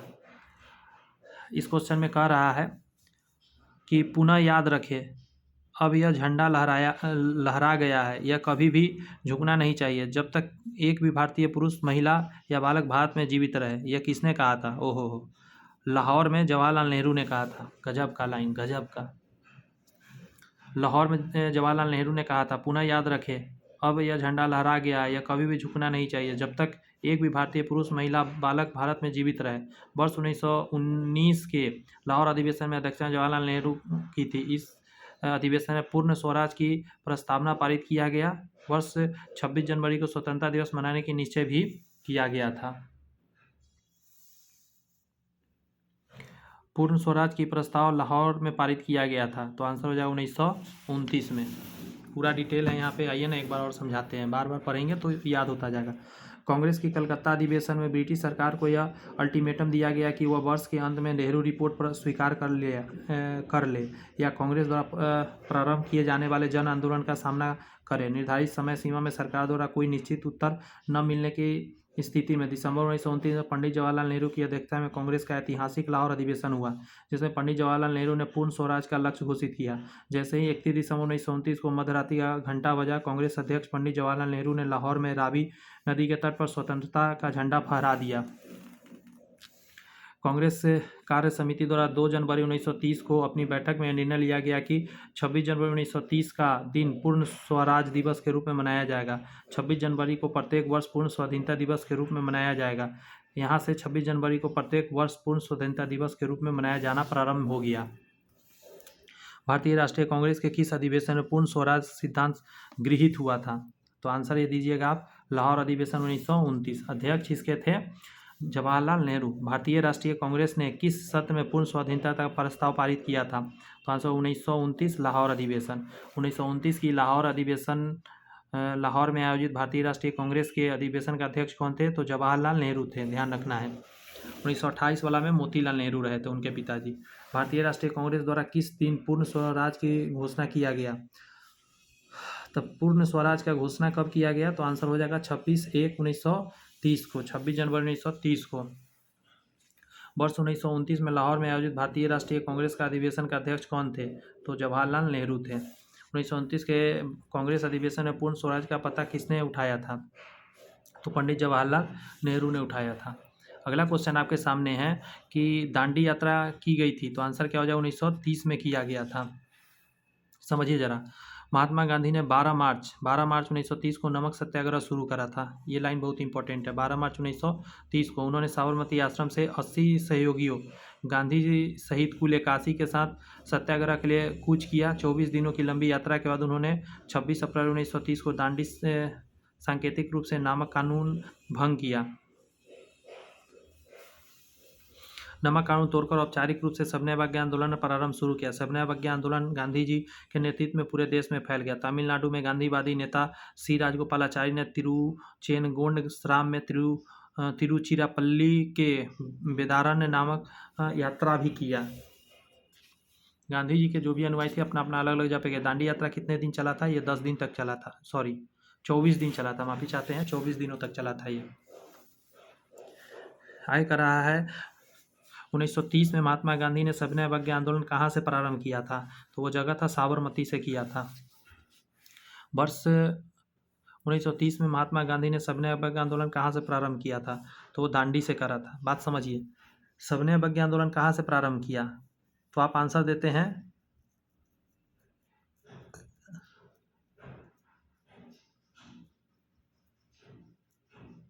पता है ये क्वेश्चन गलत है।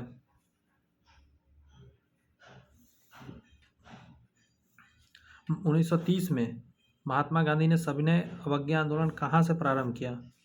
इसका आंसर दांडी होगा, ये नहीं होगा, ठीक है। इस क्वेश्चन को ध्यान रखिएगा, ये दोनों क्वेश्चन सेम ही है। यहाँ नीचे डिटेल दे दिया है इस बात का। प्रारंभिक पूंजी उत्तर में बिहार लोक सेवा आयोग ने इस प्रश्न का उत्तर डी साबरमती माना है, जो गलत है। साबरमती से नहीं, दांडी से। सविनय अवज्ञा आंदोलन के दौरान महात्मा गांधी ने नेतृत्व में प्रसिद्ध दांडी यात्रा लगभग दूरी क्या थी? पूछा जाता है तो 241 मील कह सकते हैं। देखिए यहाँ कह रहा है कि गांधी जी ने 12 मार्च को साबरमती आश्रम से दांडी मार्च प्रारंभ हुआ।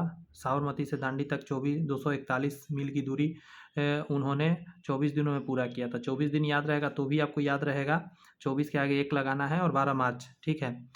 कह रहा है इस दौरान गांधी जी ने विश्राम करते थे, वहाँ जन समूह का संबोधित भी करते थे, जहाँ भी रुकते थे। नमक सत्याग्रह के दौरान बिहार के लोगों ने नमक बनाने के साथ साथ किस कर के विरोध में द्वारा सरकार का विरोध भी किया था? तो ये था चौकीदारी कर नहीं देंगे। अंग्रेज चौकीदारी करता था और उसका कर मांगता था, तो बोला कि उसका हम कर नहीं देंगे। यहाँ देखिए 6 अप्रैल 1930 में बिहार के सारण जिले नमक सत्याग्रह की शुरुआत हुआ। ठीक है, 6 अप्रैल 1930 को बिहार के सारण जिले में नमक सत्याग्रह प्रारंभ हुआ। सारण और चंपारण जिले में सत्याग्रह शुरू करने वाले बिहार के पहले 2 जिले थे। बिहार में लोगों ने नमक बनाने के साथ साथ चौकीदारी कर के द्वारा भारत सरकार का विरोध किया। चौकीदारी कर का विरोध बिहार में अत्यधिक सफल भी रहा। आय काला नमक सत्याग्रह के दौरान बिहार के लोगों ने नमक बनाने के साथ साथ सरकार के विरुद्ध किस प्रकार का कर विरोध किया था, तो उसको बोलते हैं हम लोग ई हो जाएगा चौकीदारी कर।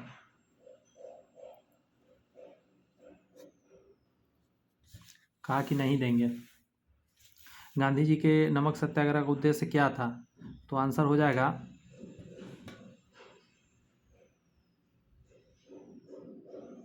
देखिए गांधी जी द्वारा प्रारंभ नमक सत्याग्रह का उद्देश्य नमक कानून का निर्माण पर सरकारी एकाधिकार वाले कानून को निरस्त करना था, यही था। ठीक है, पूर्ण स्वराज के लिए सविनय अवज्ञा आंदोलन चलाना, आम लोगों के लिए आर्थिक राहत आदि था।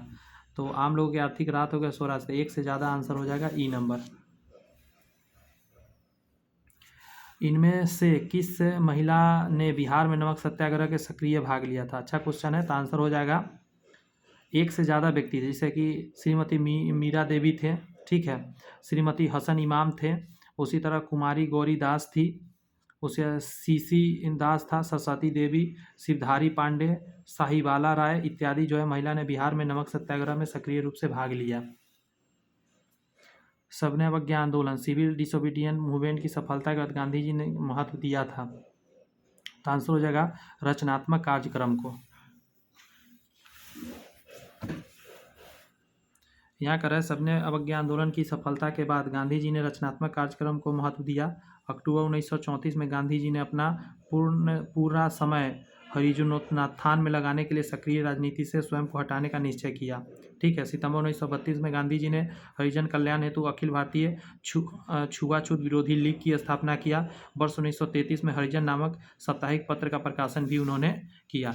यही जो था ना अखिल भारतीय छुआछूत विरोधी लीग, यही हरिजन सभा बाद में बन जाता है। 6 अप्रैल 1930 को चंपारण में नमक सत्याग्रह का नेतृत्व किसने किया था? चंपारण का बात कर रहा है, तो विपिन बिहारी वर्मा ने किया था। बहुत इंपॉर्टेंट है ये, विपिन बिहारी वर्मा। 6 अप्रैल 1930 को चंपारण नमक सत्याग्रह का नेतृत्व विपिन बिहारी वर्मा द्वारा किया गया था। सारण और चंपारण जिले बिहार में नमक सत्याग्रह प्रारंभ करने वाला पहले 2 जिले थे। बेगूसराय के चौकीदारी टैक्स के विरुद्ध आंदोलन एक हिस्सा था, क्या चीज़ का? तो सविनय अवज्ञा आंदोलन का ही था। दिसंबर 1930 में सविनय अवज्ञा आंदोलन के दौरान उत्तरी बिहार के सारण जिले में चौकीदारी टैक्स के विरोध में प्रदर्शन हुआ और प्रदर्शनकारियों ने दमन चक्र की परवाह नहीं किया। अगले महीने बेगूसराय में स्वतंत्रता दिवस के लिए एकत्र भीड़ में भारी संख्या में ग्रामवासी आकर सम्मिलित हो गए और उपमंडल अधिकारी को एक गड्ढे में धकेल दिया। गोलीबारी किए जाने के बाद ही वे वहां से हटे थे। बिहार के किसानों ने किस आंदोलन में चौकीदारी कर देने से इनकार कर दिया था? तो सविनय अवज्ञा आंदोलन के समय। कह रहा है सविनय अवज्ञा आंदोलन के दौरान वर्ष 1930 में बिहार के किसानों ने चौकीदारी कर देने से इनकार कर दिया था। भागलपुर में नमक सत्याग्रह का नेतृत्व किसने किया था? तो वो था महादेवलाल सराफ। महादेवलाल सराफ थे, उन्होंने ही भागलपुर से असहयोग आंदोलन को नमक सत्याग्रह में भाग लिया। देखिए प्रश्नगत विकल्पों में भागलपुर के नमक सत्याग्रह नेतृत्व महादेवलाल सराफ द्वारा किया गया, जो भारतीय राष्ट्रीय कांग्रेस के प्रतिबद्ध सदस्य के रूप में थे। अगला कह रहा है प्रभावती देवी किस क्षेत्र की स्वतंत्रता संग्राम सेनानी थी? तो हो जाएगा पटना की थी प्रभा देवी। देखिए स्वतंत्रता आंदोलन के में बिहार की महिला ने महत्वपूर्ण योगदान दिया। इस महिलाओं ने सरला देवी, प्रभावती देवी, राजवंशी देवी, सुनीति देवी, राधिका देवी प्रमुख थी। प्रभावती देवी पटना के स्वतंत्रता सेनानी थी। वर्ष 1929 में खुदाई खिदमतगार को किसने संगठित किया था? तो अब्दुल गफ्फार खान जी ने किया था। खान अब्दुल गफ्फार खान बोलते हैं।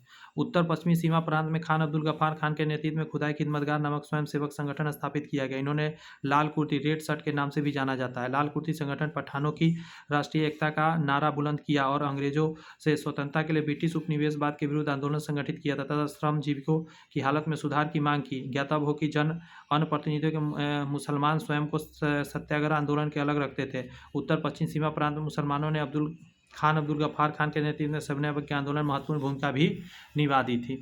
गांधी-इरविन समझौता इंपॉर्टेंट है।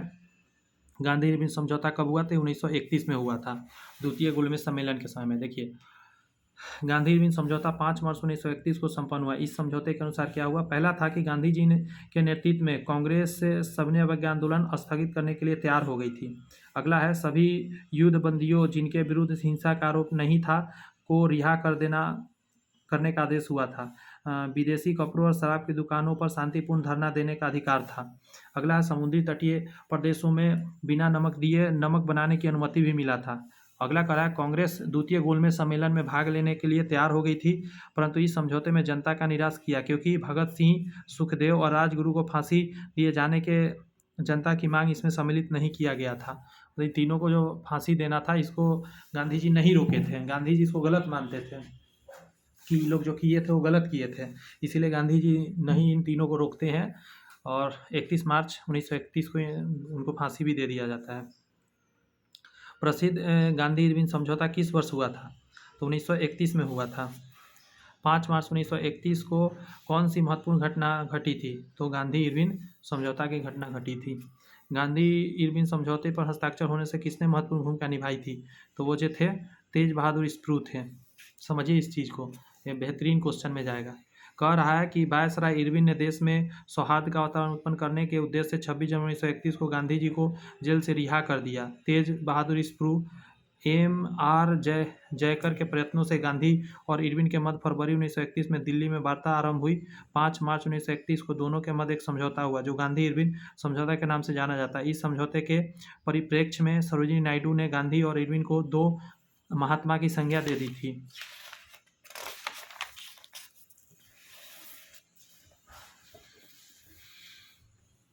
5 मार्च 1931 को निम्नलिखित में से कौन सा समझौता हुआ था? तो 5 मार्च 1931 को गांधी इरविन गांधी समझौता हुआ था। गोलमेज सम्मेलन का कुछ बात कर लेते हैं। करा निम्नलिखित में से किस भारतीय नेता ने लंदन में प्रथम गोलमेज कॉन्फ्रेंस में भाग लिया था? तो वो भाग लेने वाला था मौलाना मोहम्मद अली थे। 10 जनवरी 1931 को 10 जनवरी 1930 और 24 जून 10 जून तथा 24 जून 1930 को साइमन कमीशन की रिपोर्ट दो भागों में प्रकाशित हुई थी। राजनीतिक संगठनों ने कमीशन की सिफारिश को अस्वीकार कर दिया। कांग्रेस के प्रमुख नेता जेल में थे। ब्रिटिश सरकार ने निराशा और असंतोष के वातावरण में नवंबर 1931 में लंदन में प्रथम गोलमेज सम्मेलन बुलाया। सम्मेलन में कुल 89 प्रतिनिधियों ने भाग लिया, किंतु कांग्रेस ने भाग नहीं लिया। भाग लेने वाले प्रमुख नेता थे तेज बहादुर स्प्रू, श्रीनिवास शास्त्री, मोहम्मद अली, मोहम्मद शफी, आगा खां, फजलुल हक, मोहम्मद अली जिन्ना, होमी मोदी, M.R. जयके, मुंजे, भीमराव अम्बेडकर तथा सुरेंद्र सिंह मजीठिया आदि भाग लिए थे। बहुत लोग थे। कह रहा है तीनों गोलमेज सम्मेलन में किसने भाग लिया था? तो भाग लेने वाले कोई और नहीं, B.R. अम्बेडकर ही थे। दलित के नेता B.R. अम्बेडकर ने तीनों गोलमेज सम्मेलन में भाग लिया था। द्वितीय गोलमेज सम्मेलन में महात्मा गांधी ने कांग्रेस के एकमात्र प्रतिनिधि के रूप में हिस्सा लिया था। इसके अलावा सरोजिनी नायडू तथा मदन मोहन मालवीय ने भी इस सम्मेलन में हिस्सा लिया था जाकर। निम्नलिखित में से कौन सा गोलमेज सम्मेलन 1932 में हुआ था? तो आंसर हो जाएगा तीसरा गोलमेज सम्मेलन 1932 में हुआ था।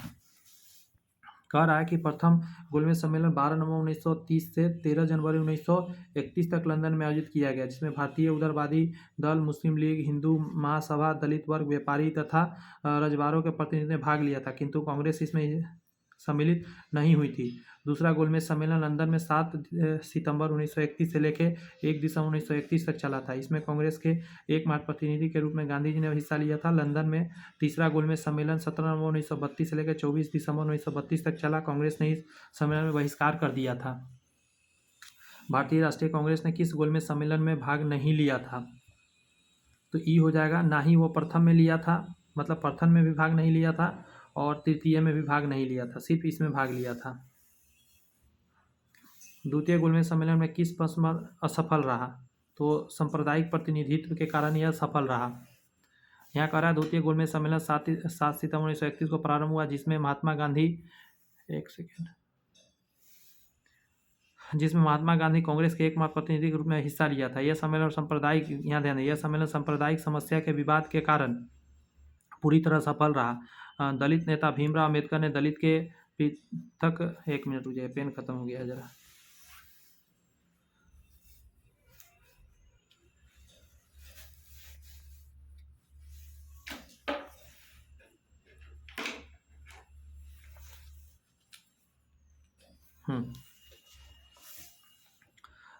दलित नेता जो थे, एक सेकंड दीजिएगा जरा, सब पेन को क्या हो गया, सब पेन खत्म हो गया मेरा क्या, एक सेकंड रुकिएगा जरा, पेन नहीं चल रहा है, थोड़ा सा चलने लगा, ठंडा लग गया ना, ठंडा के दिन है पेन को भी। हाँ, मैं बता रहा था, दलित नेता भीमराव अंबेडकर ने दलित के पृथक निर्वाचन मंडल की सुविधा की मांग की, जिसमें गांधी जी ने अस्वीकार कर दिया। अंततः सांप्रदायिक गतिविधि के कारण सम्मेलन 1 दिसंबर 1931 को समाप्ति घोषित कर दिया। डॉक्टर अंबेडकर और महात्मा गांधी के बीच दूसरे गोलमेज सम्मेलन के समय किस विषय पर मध्यांतर हो गया था? दलितों के लिए पृथक मतदान के ऊपर। वर्ष 1931 में लंदन के सेंट जेम्स पैलेस में हुए द्वितीय गोलमेज सम्मेलन में डॉक्टर अंबेडकर ने दलित के लिए पृथक निर्वाचन मंडल की मांग की, जबकि महात्मा गांधी ने दलित को हिंदू समाज का अभिन्न अंग बताकर इसका विरोध कर दिया था। कहा था कि दलित भी हिंदू समाज का ही अंग है। महात्मा गांधी दिसंबर 1931 में खाली हाथ कहाँ से भारत लौटे थे? तो लंदन से। महात्मा गांधी ने कांग्रेस के एकमात्र प्रतिनिधि के रूप में 7 दिसंबर 1931 को प्रारंभ द्वितीय गोलमेज सम्मेलन में भाग लिया, किंतु 28 दिसंबर 1931 को लंदन में खाली हाथ निराश होकर मुंबई पहुंचे। स्वदेश से पहुंचने पर उन्होंने कहा, यह सच है कि मैं खाली हाथ लौटा हूं, किंतु मुझे संतोष है कि जो ध्वज मुझे सौंपा गया था मैं उसे नीचा होने नहीं दिया और उसके सम्मान के साथ समझौता नहीं किया। राउंड टेबल कॉन्फ्रेंस के समय इंग्लैंड का प्रधानमंत्री कौन था? ये बहुत बार पूछा गया है। तो जेम्स रैमजे मैकडोनाल्ड था। कह रहा है, अंग्रेज सरकार द्वारा भारत में संवैधानिक सुधारों पर चर्चा के लिए वर्ष 1930 से 32 के 3 गोलमेज सम्मेलन श्रृंखला के 3 तहत गोलमेज सम्मेलन आयोजित किया गया। इन सम्मेलन को जून 1931 में साइमन आयोग द्वारा प्रस्तावित किया गया रिपोर्ट के आधार पर संचालित किया गया था। इस समय भारत के वायसराय लॉर्ड इरविन और प्रधानमंत्री जेम्स रैमजे मैकडोनाल्ड थे। तो इरविन का भी नाम याद रखना है। सांप्रदायिक पंचाट एवं पूना पैक्ट 1932 क्या था? तो पूना समझौते पर हस्ताक्षर कब किए गए? तो वो पल था 24 सितंबर 1932 के पल था। 24 सितंबर 1932 को भीमराव अंबेडकर महात्मा गांधी के अनुयायियों के मध्य पूना समझौता हुआ था। इस समझौते पर ब्रिटिश सरकार द्वारा सहमति प्रदान किए जाने के बाद 26 सितंबर 1932 को गांधी जी ने अनशन तोड़ दिया था। अगस्त 1932 के रैमजे मैकडोनाल्ड के सांप्रदायिक पंचायत के पहली बार एक पृथक निर्वाचन समूह बनाया गया था, तो अछूतों के लिए बना दिया गया था।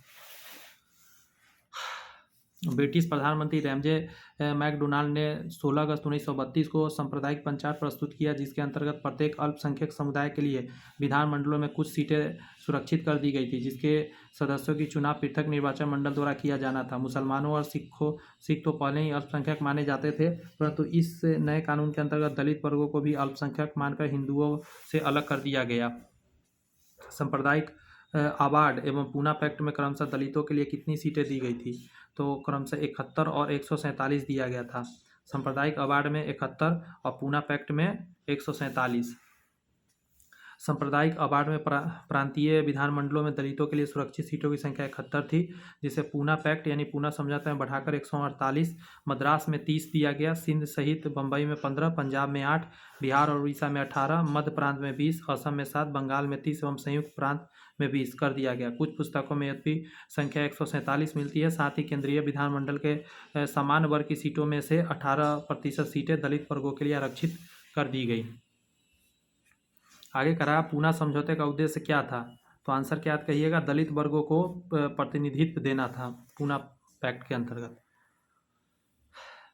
यहाँ से क्वेश्चन एग्जाम में पूछेगा, कांग्रेस सोशलिस्ट जो है समाजवादी पार्टी 1934। देखिए 1934 में कांग्रेस सोशलिस्ट पार्टी की स्थापना की गई। तो आंसर क्या हो जाएगा आपका? जयप्रकाश नारायण और आचार्य नरेंद्र देव द्वारा। बहुत इंपॉर्टेंट है। वर्ष 1934 में जयप्रकाश नारायण तथा आचार्य नरेंद्र देव के प्रयत्नों के फलस्वरूप कांग्रेस से सोशलिस्ट पार्टी का गठन किया गया। इस पार्टी के अन्य सदस्यों में डॉक्टर राम मनोहर लोहिया थे, अच्युत पटवर्धन थे, मनु मसानी तथा अशोक मेहता जैसे व्यक्ति शामिल थे। इस पार्टी का प्रथम सम्मेलन वर्ष 1934 में पटना में हुआ था। ये भी इंपॉर्टेंट है। प्रथम सम्मेलन जो हुआ वो कहाँ हुआ? पटना में हुआ था। इससे रिलेटेड छोटा छोटा खूब क्वेश्चन आता है, देख लीजिए जरा। जयप्रकाश नारायण किस पार्टी से संबंधित है? तो कांग्रेस समाजवादी पार्टी से। कांग्रेस सोशलिस्ट पार्टी का गठन किस वर्ष में हुआ था? तो आ गया ना फिर से क्वेश्चन, 1934 में हुआ था। अगर कांग्रेस सोशलिस्ट पार्टी की पहली बैठक कब हुई थी? तो आंसर कहिएगा, पटना में हुई थी। कांग्रेस सोशलिस्ट पार्टी बैठक पटना में हुई थी, इसका डेट क्या था? तो 1934 में बना, 1934 में ही किया गया था पहला बैठक। बिहार सोशलिस्ट पार्टी के संस्थापक कौन थे? बिहार सोशलिस्ट पार्टी के संस्थापक कौन थे? जयप्रकाश नारायण जी थे। जयप्रकाश नारायण बिहार सोशलिस्ट पार्टी से जुड़े थे। 1931 में बिहार सोशलिस्ट पार्टी का गठन फूलन प्रसाद वर्मा, गंगा शरण सिंह, राम वृक्ष बेनीपुरी और रामानंद मिश्र आदि ने किया था। फिर से सुनिएगा, बिहार समाजवादी पार्टी 1931 का गठन किया गया था। तो अभी आपने देखा 1931 में बिहार सोशलिस्ट पार्टी का गठन फूलन प्रसाद वर्मा, समझे, जयप्रकाश नारायण, एक मिनट, हाँ, फूलन प्रसाद वर्मा और जयप्रकाश नारायण द्वारा किया गया था। 1931 में बिहार समाजवादी पार्टी का गठन किसने करा था? फिर से आ गया, फूलन प्रसाद वर्मा हो जाएगा।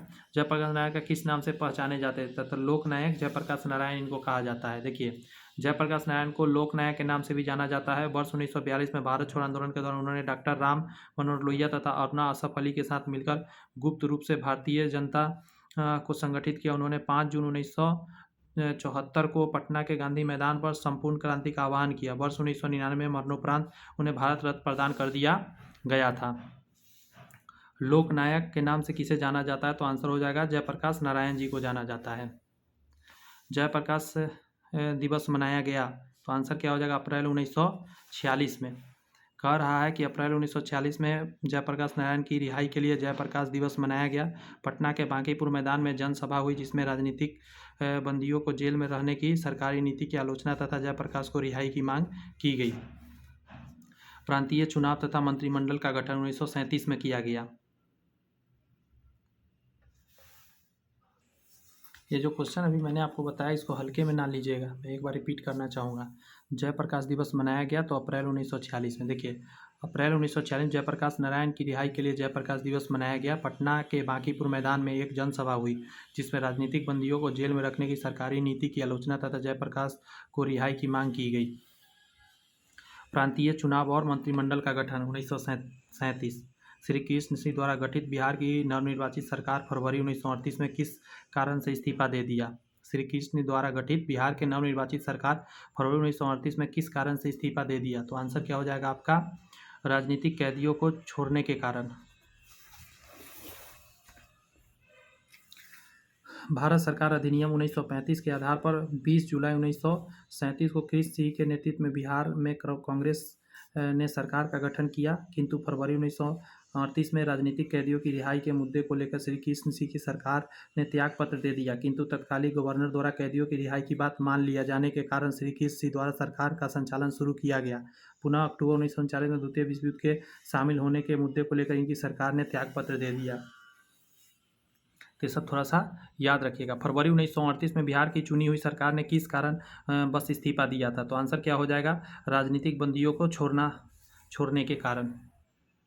प्रांतीय सरकार का गठन निम्नलिखित में से किस अधिनियम के तहत किया गया था? तो आंसर हो जाएगा क्या? 1935 का अधिनियम। 1935 बहुत इंपॉर्टेंट है, डिटेल पूरा समझिए। 1935 के भारत सरकार अधिनियम के आधार पर फरवरी 1937 में प्रांतीय विधानमंडलों के चुनाव हुआ जिसमें कांग्रेस ने अपने प्रतिद्वंदी दलों को सफाया करते हुए 5 प्रांतों मद्रास 65% मतों के साथ 215 में से 159 सीटें, बिहार 75% मतों के साथ 152 सीटों में से 98 सीटें, मध्य प्रांत बरार 61% मतों के साथ 112 में से 70 सीटें, संयुक्त प्रांत में 65% मतों के साथ 228 में से 134 सीटें, उड़ीसा में 60% मतों के साथ 60 में से 36 सीटें पूर्ण बहुमत प्राप्त कर लिया। कांग्रेस बम्बई लगभग पूर्ण बहुमत असम तथा उत्तर पश्चिम प्रांत में सबसे बड़े दल के रूप में उभरी थी। आगे करा केवल बंगाल, पंजाब तथा सिंध में ही कांग्रेस सबसे बड़ा दल बनने से वंचित रह गई। जून 1937 में कांग्रेस ने 6 प्रांत मद्रास, संयुक्त प्रांत, मध्य प्रांत, बिहार, बम्बई और उड़ीसा में अपनी सरकारें गठित की। बम्बई में कांग्रेस को लगभग पूर्ण बहुमत 56% मतों के साथ 175 में से 86 सीटें मिला था। अयोध्या सिंह की पुस्तक भारत का मुक्ति संग्राम में बम्बई में कांग्रेस की पूर्ण बहुमत 175 में से 88 सीटें दिखाई गई है, जो कि एक अन्य स्रोतों के अनुसार सही नहीं है। आगे आइए, कह रहा है अपनी किस कार्यकारिणी कमेटी में कांग्रेस ने भू स्वामित्व को समाप्त करने की नीति अपनाई थी? तो आंसर हो जाएगा कार्यकारिणी कमेटी 1937 वाला। देखिएगा जरा, कह रहा है भारतीय राष्ट्रीय कांग्रेस की कार्यकारिणी कमेटी ने वर्ष 1947 में भू स्वामित्व को समाप्त करने की नीति अपनाई। संयुक्त प्रांत और बिहार में कांग्रेस सरकार द्वारा काश्तकारी बिल पारित किया गया। सभी कांग्रेस से शासित प्रदेशों में कृषकों को साहूकारों के चंगुलों से बचाने और सिंचाई सुविधा को बेहतर बनाने का प्रयास किया। इसमें से बिहार के प्रथम राज्यपाल कौन थे? तो आंसर हो जाएगा सर जेम्स डेविड शिफ्टन थे। पहले अंग्रेजी था।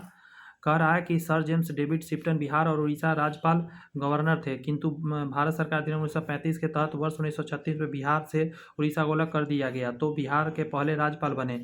उन्होंने बिहार के राज्यपाल के पद पर 31 अप्रैल 1936 से 10 मार्च 1937 तक कार्य किया था। कांग्रेस का त्रिपुरी संकट 1939। देखिए 1938 में भारतीय राष्ट्रीय कांग्रेस के अध्यक्ष निर्वाचित हुए कौन? तो सुभाष चंद्र बोस जी हुए थे। कहानी समझिएगा। कांग्रेस के हरिपुरा गुजरात अधिवेशन जो कि फरवरी 1938 में सुभाष चंद्र बोस निर्विरोध अध्यक्ष निर्वाचित हो गया। तब कि सुभाष चंद्र बोस 1939 से त्रिपुरी अधिवेशन में भी पट्टाभी सीतारमैया जो कि गांधी जी के तरफ से खड़ा थे, हराकर अध्यक्ष पद के लिए निर्वाचित हो गए थे। कह रहा है 1939 में जब सुभाष चंद्र बोस ने इस्तीफा दिया तब भारतीय राष्ट्रीय कांग्रेस के अध्यक्ष कौन बने थे? तो राजेंद्र प्रसाद जी को बनाया गया था। और यहाँ पे कुछ हुआ ज़्यादा नहीं था, बस मतभेद कहता है ना, वही मतभेद हो गया था बातों का गांधी जी से। कह रहा है कि वर्ष 1938 के कांग्रेस के हरिपुरा यानी गुजरात अधिवेशन में सुभाष चंद्र बोस कांग्रेस के पहली बार अध्यक्ष निर्विरोध बने थे। वर्ष 1939 के त्रिपुरी अधिवेशन में गांधी जी द्वारा सर्वाधिक समर्थित पट्टाभी सीतारमैया को पराजित कर कांग्रेस के दूसरे बार अध्यक्ष बने, किंतु कार्यकारिणी गठन के प्रश्न में गांधी जी से मतभेद के कारण उन्हें त्यागपत्र दे दिया, जिसके बाद राजेंद्र प्रसाद कांग्रेस के अध्यक्ष बने और ये फॉरवर्ड ब्लॉक का स्थापना करे थे जाकर। देशी रियासतें क्या है? तो 1927 की बटलर कमेटी का उद्देश्य क्या था? तो आंसर क्या दीजिएगा? भारत सरकार तथा देशी राज्यों के मध्य संबंधों का सुधारना बटलर आयोग का था। बटलर समिति का गठन वर्ष 1927 में किया गया था। इसे भारतीय रियासत समिति भी कहते हैं। इसका उद्देश्य भारत सरकार तथा भारतीय रियासतों के बीच संबंधों की जांच करना तथा ब्रिटिश भारत और भारतीय रियासतों के बीच आर्थिक एवं वित्तीय संबंधों को सुधारने हेतु सिफारिशें करना था। भारतीय नरेशों में एक सुप्रसिद्ध वकील सर स्कॉट को कमेटी के समक्ष दृष्टिकोण प्रस्तुत करने के लिए नियुक्त किया गया। स्कॉट का यह तर्क था कि प्रत्येक रियासत प्रारंभ में स्वतंत्र था और इसीलिए वह स्वतंत्र है, केवल उस सीमा तक नहीं जहां उसने अपनी प्रभुता क्राउन को दे दी, अर्थात विशेषाधिकार भारतीय रियासतों के पास है। अखिल इंडियन स्टेट पीपुल्स कॉन्फ्रेंस का गठन कब हुआ? तो आंसर क्या दीजिएगा? 1927 में हुआ था। दिसंबर 1927 में अखिल भारतीय राज्य जन सम्मेलन All India States People's Conference का आयोजन किया गया। करा ब्रिटिश राज के रियासतों में राजनीतिक दलों का संघ, जिसमें भारत प्रजामंडल या लोक परिषद के नाम से भी जाना जाता है, इसमें भारतीय रियासतों से आए लगभग 1500 से अधिक राजनीतिक कार्यकर्ताओं ने भाग लिया। इसके आयोजन से महत्वपूर्ण भूमिका निभाई थी बलवंत राय मेहता, माणिकलाल कोठारी और GR अभयंकर ने। स्वतंत्रता संग्राम के दौरान भारतीय राज्यों कश्मीर, हैदराबाद के निजाम, त्रावणकोर आदि जैसे भारतीय शासकों द्वारा शासित राज्यों में एक समांतर आंदोलन शुरू किया गया। उसका नाम क्या था? तो आंसर हो जाएगा प्रजामंडल आंदोलन। स्वतंत्रता संग्राम के दौरान भारतीय राज्य कश्मीर, हैदराबाद के निजाम, त्रावणकोर जैसे भारतीय शासकों द्वारा शासित राज्यों में एक समांतर आंदोलन शुरू किया गया, जिसका नाम प्रजामंडल आंदोलन था। द्वितीय विश्व युद्ध से रिलेटेड प्रश्न क्या है? देखिए, द्वितीय विश्व युद्ध के समय ब्रिटिश प्रधानमंत्री कौन था? ये बहुत बार पूछा जाता था। तो आंसर हो जाएगा विंस्टन चर्चिल। इसका याद रखने का एक ट्रिक है कि द्वितीय विश्व युद्ध का क्या हुआ था, बहुत ज़्यादा चर्चा हुआ था, समझे, इसीलिए विंस्टन चर्चिल याद है। द्वितीय विश्व युद्ध जो है 1939 से 45 में प्रारंभिक समय में ब्रिटिश प्रधानमंत्री नेविल चेम्बरलेन 1937 से 40 थे तथा दूसरे विश्व युद्ध की समाप्ति के दौरान ब्रिटिश प्रधानमंत्री विंस्टन चर्चिल कार्यकाल 1940 से लेकर 45 थे। चर्चिल ने 2 बार ब्रिटिश प्रधानमंत्री के पद पर कार्य किया। इसका कार्यकाल वर्ष 1940 से 45 तथा 1951 से 55 तक रहा हुआ है। पाकिस्तान की मांग, पाकिस्तान के अलग राज्य आंदोलन के नेतृत्व किसने किया था? तो वो करने वाले कोई और नहीं, मोहम्मद अली जिन्ना थे। 22 से 24 मार्च 1940 के समय में क्या हुआ कि मध्य मुस्लिम लीग के अधिवेशन लाहौर में हुआ था। इसकी अध्यक्षता मोहम्मद अली जिन्ना ने किया। इस अधिवेशन में भारत से अलग एक मुस्लिम राष्ट्र पाकिस्तान की मांग की गई। जिन्ना ने अधिवेशन में भाषण देते हुए कहा कि वे एक अलग मुस्लिम राष्ट्र की अतिरिक्त कुछ और स्वीकार नहीं करेंगे। मुस्लिम लीग द्वारा पाकिस्तान की स्थापना की मांग करने वाला प्रस्ताव पारित किया गया, तो वो पल था 1940 में। मुक्ति दिवस 1939 में बनता है। देखिए, मुसलमानों के लिए एक पृथक देश यानी होमलैंड की पहली बार एक निश्चित अभिव्यक्ति 1930 के मुस्लिम लीग के इलाहाबाद अधिवेशन के इकबाल अध्यक्षीय भाषण में हुई थी। स्रोत RC Majumdar, the history and culture of the Indian people's struggle for freedom, पृष्ठ संख्या 613 में दिया गया। जबकि कैम्ब्रिज विश्वविद्यालय के एक छात्र चौधरी रहमत अली ने वर्ष 1933 में पाकिस्तान शब्द का सर्वप्रथम प्रयोग नाउ आर नेबर आरबी to live for Paris forever नामक वितरित अपनी पैम्पलेट में किया था। ब्रिटिश भारत की 5 उत्तरी राजनीतिक इकाइयों के नामों को मिलकर यह नाम बनाया गया था। इकाइयाँ था पंजाब, नॉर्थ वेस्ट फ्रंटियर प्रभावित अफगान प्रोविंस, कश्मीर, सिंध और बलूचिस्तान। जबकि 22 से 24 1940 के मध्य लाहौर में हुए मुस्लिम लीग के अधिवेशन में एक स्वतंत्र और संप्रभु राज्य के रूप में औपचारिक रूप से पाकिस्तान की मांग की गई। नाउ और नेवर पैम्पलेट किसने लिखा था? तो ये लिखने वाला कौन था? रहमत अली जी ने लिखा था। अगला प्रश्न है व्यक्तिगत सत्याग्रह 1940। यहाँ से खूब क्वेश्चन भर भर के आता है। 1940 में विनोबा भावे में व्यक्तिगत सत्याग्रह कहाँ से प्रारंभ किया? तो वो था पवनार, महाराष्ट्र से प्रारंभ किया था। व्यक्तिगत सत्याग्रह की बात करिएगा, व्यक्तिगत सत्याग्रह की शुरुआत 17 अक्टूबर 1940 को पवनार आश्रम महाराष्ट्र से हुआ था। विनोबा भावे प्रथम सत्याग्रही थे, जो कि पंडित जवाहरलाल नेहरू दूसरे सत्याग्रही थे, ब्रह्मदत्त तीसरे सत्याग्रही थे। ये तीनों का नाम याद रखिएगा। व्यक्तिगत सत्याग्रह इंडिविजुअल सिविल ओबीडियंस किसने प्रारंभ किया? तो विनोबा भावे जी ने किया था। व्यक्तिगत सत्याग्रह आंदोलन की प्रथम सत्याग्रही कौन थे? तो विनोबा भावे थे। दूसरा आपको पंडित जवाहरलाल नेहरू और तीसरा ब्रह्मदत्त थे। आगे कह रहा है क्वेश्चन, महात्मा गांधी द्वारा 1940 में प्रारंभ किए गए व्यक्तिगत सत्याग्रह का तीसरे सत्याग्रही कौन थे? तो ब्रह्मदत्त थे। ये 3 नंबर वाले थे, ये 2 नंबर वाले थे, ये 1 नंबर वाले थे। व्यक्तिगत सत्याग्रह आंदोलन की प्रधान सत्याग्रही कौन थे? तो बस प्रधान में जब भी आएगा विनोबा भावे का नाम लीजिएगा 1 नंबर। व्यक्तिगत सत्याग्रह इंडिविजुअल सिविल डिसोबीडियंस किसने प्रारंभ किया था? तो विनोबा भावे 1 नंबर। 2 नंबर जवाहरलाल नेहरू थे। सर्वोदय शब्द का प्रयोग सर्वप्रथम किसने किया था? बहुत इंपॉर्टेंट है, तो महात्मा गांधी जी ने करा था। सर्वोदय शब्द का प्रयोग सर्वप्रथम महात्मा गांधी ने किया था। विनोबा भावे द्वारा गांधी जी के आदर्शों के प्रचार के लिए सर्वोदय समाज की स्थापना भी किया गया था। अब आपको जानना है क्रिप्स मिशन 1942 के बारे में। सर स्टैफोर्ड क्रिप्स दिल्ली कब पहुंचे थे? तो वो पल था आपका 23 मार्च 1942। 23 मार्च 1942 को आया था। यहाँ का रहा है अमेरिका, ठीक है। ऑस्ट्रेलिया व चीन के ब्रिटेन पर भारत की स्वतंत्र करने के लिए दबाव डाला। परिणाम स्वरूप तत्कालिक ब्रिटेन के प्रधानमंत्री चर्चिल ने 11 मार्च 1942 को क्रिप्स मिशन की घोषणा की। 11 मार्च 1942 को 23 मार्च 1942 को क्रिप्स मिशन भारत पहुंचा, जिसका अध्यक्षता सर स्टैफोर्ड क्रिप्स कर रहे थे। कह रहा है क्रिप्स के प्रस्ताव के वास्तव में हमें कुछ नहीं दिया। यदि हम प्रस्ताव को स्वीकार करते हैं तो हमें भविष्य में पछताना पड़ता। युद्ध ने भारत को अपनी स्वतंत्रता प्राप्त करने के अच्छा अवसर प्रदान किया। केवल एक वचन पर आधारित होने के कारण हमें इसे खोना नहीं चाहिए। इस शब्द किसने लिखा था? तो ये मौलाना अबुल कलाम आज़ाद जी ने लिखा था। यहाँ समझिए, कह रहा मौलाना अबुल कलाम आज़ाद ब्रिटिश शिष्टमंडल क्रिप्स मिशन वर्ष 1942 द्वारा भारतीयों के समक्ष रखे जाने वाले प्रस्ताव के बारे में कहा था। क्रिप्स के प्रस्ताव ने वास्तव में हमें कुछ नहीं दिया है। यदि हम प्रस्तावों को स्वीकार करते हैं तो हमें भविष्य में पछताना पड़ता। युद्ध में भारत को अपनी स्वतंत्रता प्राप्त करने के अच्छा अवसर प्रदान किया था। केवल एक वचन पर आधारित होने के कारण हमें इसे खोना नहीं चाहिए। कह रहा है इसकी दृष्टि में क्रिप्स, किसकी दृष्टि में क्रिप्स से प्रस्ताव एक टूटते हुए बैंक के नाम एक उत्तर दिनांकित चेक था। तो ये था जवाहरलाल नेहरू के द्वारा। देखिए, कह रहा है रंगून पर जापानी सेनाओं का अधिकार होने पर अमेरिका के दबाव में ब्रिटेन सरकार ने ब्रिटिश मंत्रिमंडल के एक सदस्य सर स्टैफोर्ड क्रिप्स को भारत भेजने का निर्णय लिया, ताकि भारतीय नेताओं के साथ बातचीत करके समाधान ढूंढा जा सके। क्रिप्स भारत में 3 सप्ताह रहे, मार्च से अप्रैल 1942 तक। भारतीय नेताओं के साथ विचार विमर्श करके उन्होंने एक प्रारूप प्रस्तावों को घोषणा की। महात्मा गांधी ने इसे उत्तर तिथित चेक मतलब पोस्ट डेटेड चेक की संज्ञा दी, जबकि जवाहरलाल नेहरू ने इसमें यह जोर दिया कि ऐसा बैंक है जो टूट रहा है। अब हमारा जो टॉपिक है, इस टॉपिक को बोलते हैं हम लोग भारत छोड़ो आंदोलन। अंडरस्टैंड? भारत छोड़ो आंदोलन कब प्रारंभ हुआ था? आंसर दीजिएगा इसका 9 अगस्त 1942 को प्रारंभ हुआ था। 9 अगस्त 1942 को, ये डेट इंपॉर्टेंट है। कह रहा है 7 से 8 अगस्त 1942 को बम्बई में ऐतिहासिक ग्वालियर टैंक अगस्त क्रांति मैदान में अखिल भारतीय कांग्रेस कमेटी की वार्षिक बैठक हुई, जिसमें वर्धा प्रस्ताव यानी भारत छोड़ो की पुष्टि हुई। थोड़े बहुत संशोधन के बाद 8 अगस्त 1942 को प्रस्ताव स्वीकार कर लिया गया। भारत सरकार स्वतंत्रता संघर्ष के तहत अंग्रेजों के विरुद्ध भारत छोड़ो आंदोलन प्रारंभ करने की घोषणा की।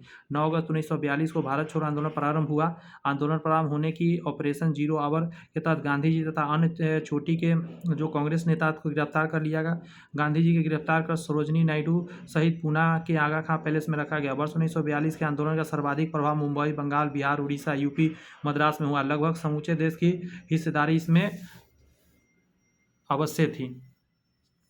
आगे कह रहा है बम्बई में कांग्रेस द्वारा भारत छोड़ो प्रस्ताव पारित किया गया था। तो आंसर क्या दीजिएगा? 8 अगस्त 1942 को। भारत छोड़ो प्रस्ताव पारित होने के बाद गांधी जी द्वारा कैद किया गया था। तो आंसर क्या दीजिएगा? आगा खां पैलेस में रखा गया था इनको कैद करके। भारत छोड़ो आंदोलन के संदर्भ महात्मा गांधी को कहाँ बंदी बनाया गया था? तो आगा खां पैलेस, जो कि कहाँ है? बम्बई में। आगे है आपका क्या 6 जुलाई 1942 को वर्धा में महात्मा गांधी ने कांग्रेस के कार्यकारी समिति में अपने भारत छोड़ो आंदोलन की चर्चा की। तब उस समिति के अध्यक्ष कौन थे? तो उस समिति के अध्यक्ष थे मौलाना अबुल कलाम आज़ाद जी थे। ठीक है, इनके बारे में यहाँ थोड़ा सा और जान लीजिए। वर्धा में जुलाई 1942 में हुई कांग्रेस की समिति की बैठक मौलाना अबुल कलाम आज़ाद थे, सरोजनी नायडू, JL नेहरू, जवाहरलाल नेहरू, वल्लभ भाई पटेल, डॉक्टर राजेंद्र प्रसाद, सीता रमैया, JB पंत, प्रफुल्ल चंद्र घोष, सैयद महमूद आसफ अली, JB कृपलानी, महात्मा गांधी इत्यादि ने भाग लिया तथा भारत छोड़ो नामक प्रस्ताव पास किया। इसकी अध्यक्षता अबुल कलाम आज़ाद ने की थी। आगे कह रहा है कि भारत छोड़ो आंदोलन के दौरान बकरी का टापू में अखिल भारतीय आज़ाद दस्ता का गठन किया गया। तो आंसर हो जाएगा जयप्रकाश नारायण के द्वारा। भारत छोड़ो आंदोलन के दौरान जयप्रकाश नारायण ने नेपाल की तराई के बकरी का टापू में अखिल भारतीय आज़ाद दस्ता का गठन किया। आज़ाद दस्ता का गठन विशेष रूप से सरकार के विरुद्ध तोड़फोड़ की कार्रवाई के लिए किया गया था, ताकि युद्ध कार्यों में सरकार को बाधा पहुंचे। मई 1943 में ब्रिटिश सरकार के दबाव में नेपाल की सरकार ने जयप्रकाश नारायण को गिरफ्तार कर लिया। इसके बाद गिरफ्तार व्यक्तियों में राम मनोहर लोहिया, श्यामानंद सिंह थे और वैद्यनाथ झा तथा कार्तिक प्रसाद सिंह थे। मुझे लगता है यहाँ तक काफ़ी है आज के क्लास में। बहुत सारी बातें हमने आपके बीच रखा। अब आपका जो है आगे एक क्लास और आएगा, क्योंकि बहुत ज़्यादा अभी बचा हुआ है। कम से कम 2 घंटा का क्लास अभी बचा हुआ है। देख ले रहा हूँ एक बार। आप चैनल सब्सक्राइब करके बेल आइकन प्रेस करके रखिए, क्योंकि लास्ट जो है आपका ये आएगा। जी हाँ, एक क्लास और कम से कम हमको लेना पड़ेगा। उसके बाद भारतीय राज व्यवस्था है, ये मैं कराऊंगा। जी हाँ, जस्ट इसके बाद भारतीय राज व्यवस्था आपको देखने को मिलेगा। सेशन कैसा लग रहा है आप मुझे ज़रूर कमेंट्स करके बताइएगा। मुझे पूरा विश्वास है आपको बहुत ही ज़्यादा मज़ा आ रहा होगा। और आपको अच्छा लग रहा है तो चैनल सब्सक्राइब करके बेल आइकन प्रेस करके रखिए और टेलीग्राम ज्वाइन करके रखिए, क्योंकि अब इसका एक और क्लास आएगा और आपको क्या होगा कि इसका PDF आपको मिल जाएगा। All the best, bye bye, thank you.